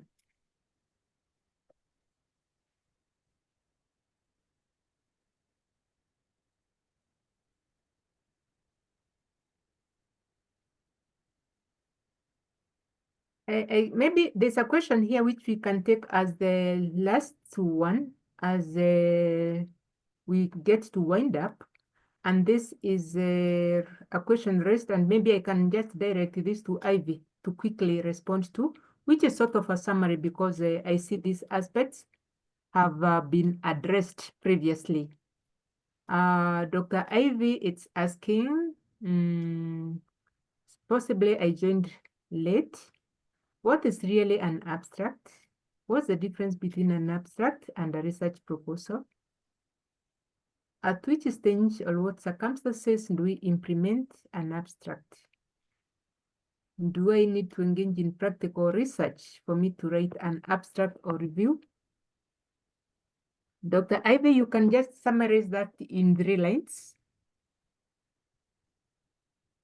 Okay, thanks. So I will do it briefly. So the difference between an abstract and a paper or a report, abstract is summary of a whole thing. So if it is abstract of a paper, it is a summary of a whole paper, which could be a manuscript. It could be an abstract of a case report, a report that has been done on how things happened. So you're giving a summary of it. And those summary were able to go through how to work around it. So it is a summary, and the implementation of, and the difference with a proposal is something that you're proposing. You have not implemented, but an abstract is something that you have already implemented. An abstract is summary of something, but a proposal is something that you're proposing. So you can propose to do something, and once you do it, you're now able to report the results. So a proposal means that you don't have the results section, and it's your role now to implement that proposal and be in a position to write a report. And once you write a report, you are in a position to now present your introduction, the methodology that you used, the results that you got, and you conclude. And I don't know if I got the other bit of it. But abstract is not something to implement, as we have had. It is a summary of what has happened. But yeah, so that's it. I don't know if that makes sense, even after you missed it. So most of the sessions that we are going through was how to go about writing that abstract, assuming that maybe you have draft of your results and you have already completed the activity. So that means you have an introduction, you have a method of how you went about it, and you have results which could not be complete, but it could be complete. And once you have results, there's no way you cannot make a conclusion, because you make an implication of your results and you conclude what would people do in the sector to based on the results that you got. That's it. Thanks. Thank you, Dr. Ivy. Then abstract and research proposal, how different are they? The difference between an abstract and a proposal is that an abstract is just a summary of a report. It could be a summary of a manuscript. So summary of something, and it's basically approximately 150 to 300 words, depending on a journal or depending on a conference. But a proposal is just you're just proposing something. You intend to implement something, and in many cases, proposal is future tense, while abstract, most of it is either present or past tense. Thanks. Thank you very much, Dr. Ivy. Yes, I mentioned abstract and research proposal because you cannot be having a research proposal and prepare an abstract based on that, because this is work yet to be done. You've not done the work, you don't have the results, you don't have the findings, so you really cannot be able to report on this research proposal. Possibly, if there's a research proposal now, then we can be able to have a summary in the form of an abstract in a abstract maybe another time. So thank you very much. I don't think there are other questions that we have from the participants here. So like I said, and I want to repeat, I hope you've gotten all the emails that have been shared and the links for submission. Critical is the link in case you have an abstract and you need guidance, kindly send your abstract to that. We'll be back to you for guidance so that you're able to finalize and submit before the date of 8th of April. Similarly, the conference is open for all of us as delegates. This is a very important space where we can be able to learn. You can be able to check the variety, the various abstracts which will be presented, speaking to very many topics in the space of water and sanitation.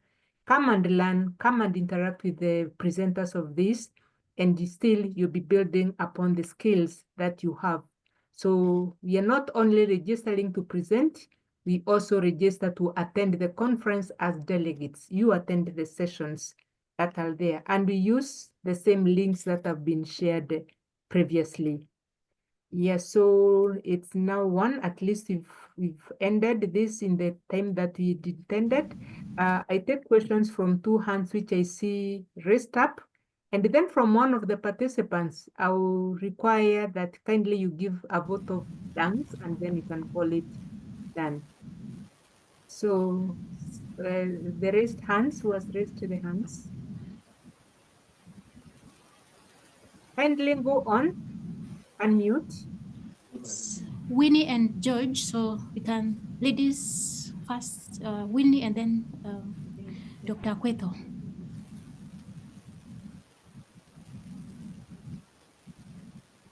Okay, sorry, Prof. My question had been addressed earlier. Okay, thank you very much, Winnie. So we get to hear from Dr. George. Thank you very much, Daktari, particularly Dr. Joy, for presiding over this session very well. Thank you very much, Dr. Ivy and Madam Beatrice, and of course the entire membership. I want really to appreciate the discussion, the training, the discourse, And I want to associate myself with the CEO, Mr. Anthony Jaramba, on what he said. I think this has been a very, very educative session, and we need to take cognizance of the dates for the conference. And I'm sure away from the conference, what we have learned will also help us in other things that we are supposed to do in as far as abstract writing and the other issues are concerned. So I thank you very much, the facilitators, and wish and hope that we will see the rest of the membership in Mombasa in the dates prescribed. Thank you very much, and God bless you all. Thank you very much, Dr. And we really appreciate that you are here in this particular training with us. We also really recognize and appreciate your role in the water and sanitation space. And again, thank you very much for behind the scene, bringing the facilitators together to facilitate this particular training. So thank you very much, Dr.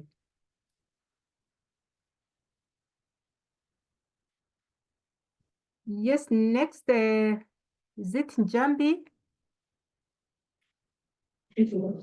Yes, good afternoon, Dr. Joy. First and foremost, I just want to take this moment to appreciate Dr. Joy and Dr. Ivy and Madam Beatrice for the contributions. This is an appreciation from the WASPA Secretariat. I want to say thank you for taking the time. You have really shared with us.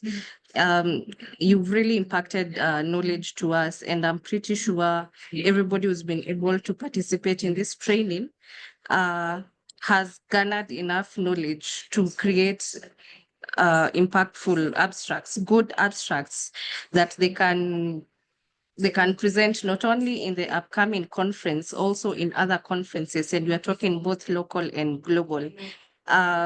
So my take is just to say thank you so much for your time. Thank you so much to all the participants who have attended this training. Thank you for carving out time out of your busy schedules to just participate and to listen in. Thank you to the STC for your support. And lastly, as from the WASPA Secretariat, I would encourage every one of us, let us purpose to attend this training, to attend this conference. I'm sure there's so much more you will learn beyond what you've learned in this training. Thank you and have a wonderful afternoon. Thank you very much, Madam Jambi. We really appreciate the compliment from WASPA. We really appreciate this. And we really recognize the role that you played in making this happen, all the way from registration, reaching out to the members to register, setting up the links for this, and all the other backdoor activities that have ensured that this particular training has been successful. And also, again, we really appreciate the role that WASPA is taking into ensuring that we have all the skills that are relevant to spearhead the water and sanitation sector forward. So thank you very much, Madam Jambi. And on behalf of everyone here, pass our regards again to the CEO and say we've really appreciated the planning and organization of this particular training. Yes, so from here, I'll be able to pass over to at least one participant to give a vote of thanks, and possibly we can now come to an end.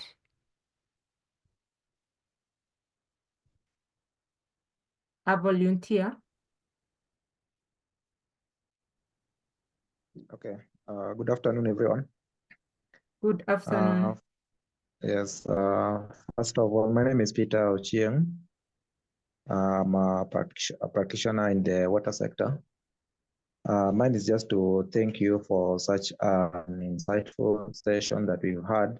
It has actually gone for 4 hours. That's not a joke for someone to spend his or her time to educate you and to give you an insight on what is supposed to be done. It's something that you don't take lightly. And I just want to thank you. We are grateful for what you have done to us. The knowledge you've given us is priceless. And I'm sure the abstract that we're going to come up with are going to be compelling, and they are going to be impactful. I just want to thank you, and may God bless you richly. Thank you. Thank you very much for the wonderful compliment to us. We really appreciate it. So let me just Welcome. again kindly inform you that we are here to guide you through this particular process. Let us continue interacting, and I'm really looking forward to seeing all of us on 16th to 20th of June 2025 at Sarova in Mombasa, as we share the knowledge and the experiences on all the areas that we are involved in on a day-to-day basis that relates to water and sanitation service provision. So once again, to thank you all, and also thank you, really appreciate you for sitting for the 4 hours. We've basically maintained a steady number of participants throughout, and this is no mean thing for us. So we really appreciate that. So thank you very much. And for all information pertaining to the conference, kindly get to the conference website that has been shared. Once you log in there, you'll get everything regarding to the conference. And again, in case of any challenge, don't hesitate to reach out to us. We are here to guide you through this particular process. So thank you very much. I hereby wish you a nice afternoon and a good writing period as you're expecting your abstract soon. So thank you very much.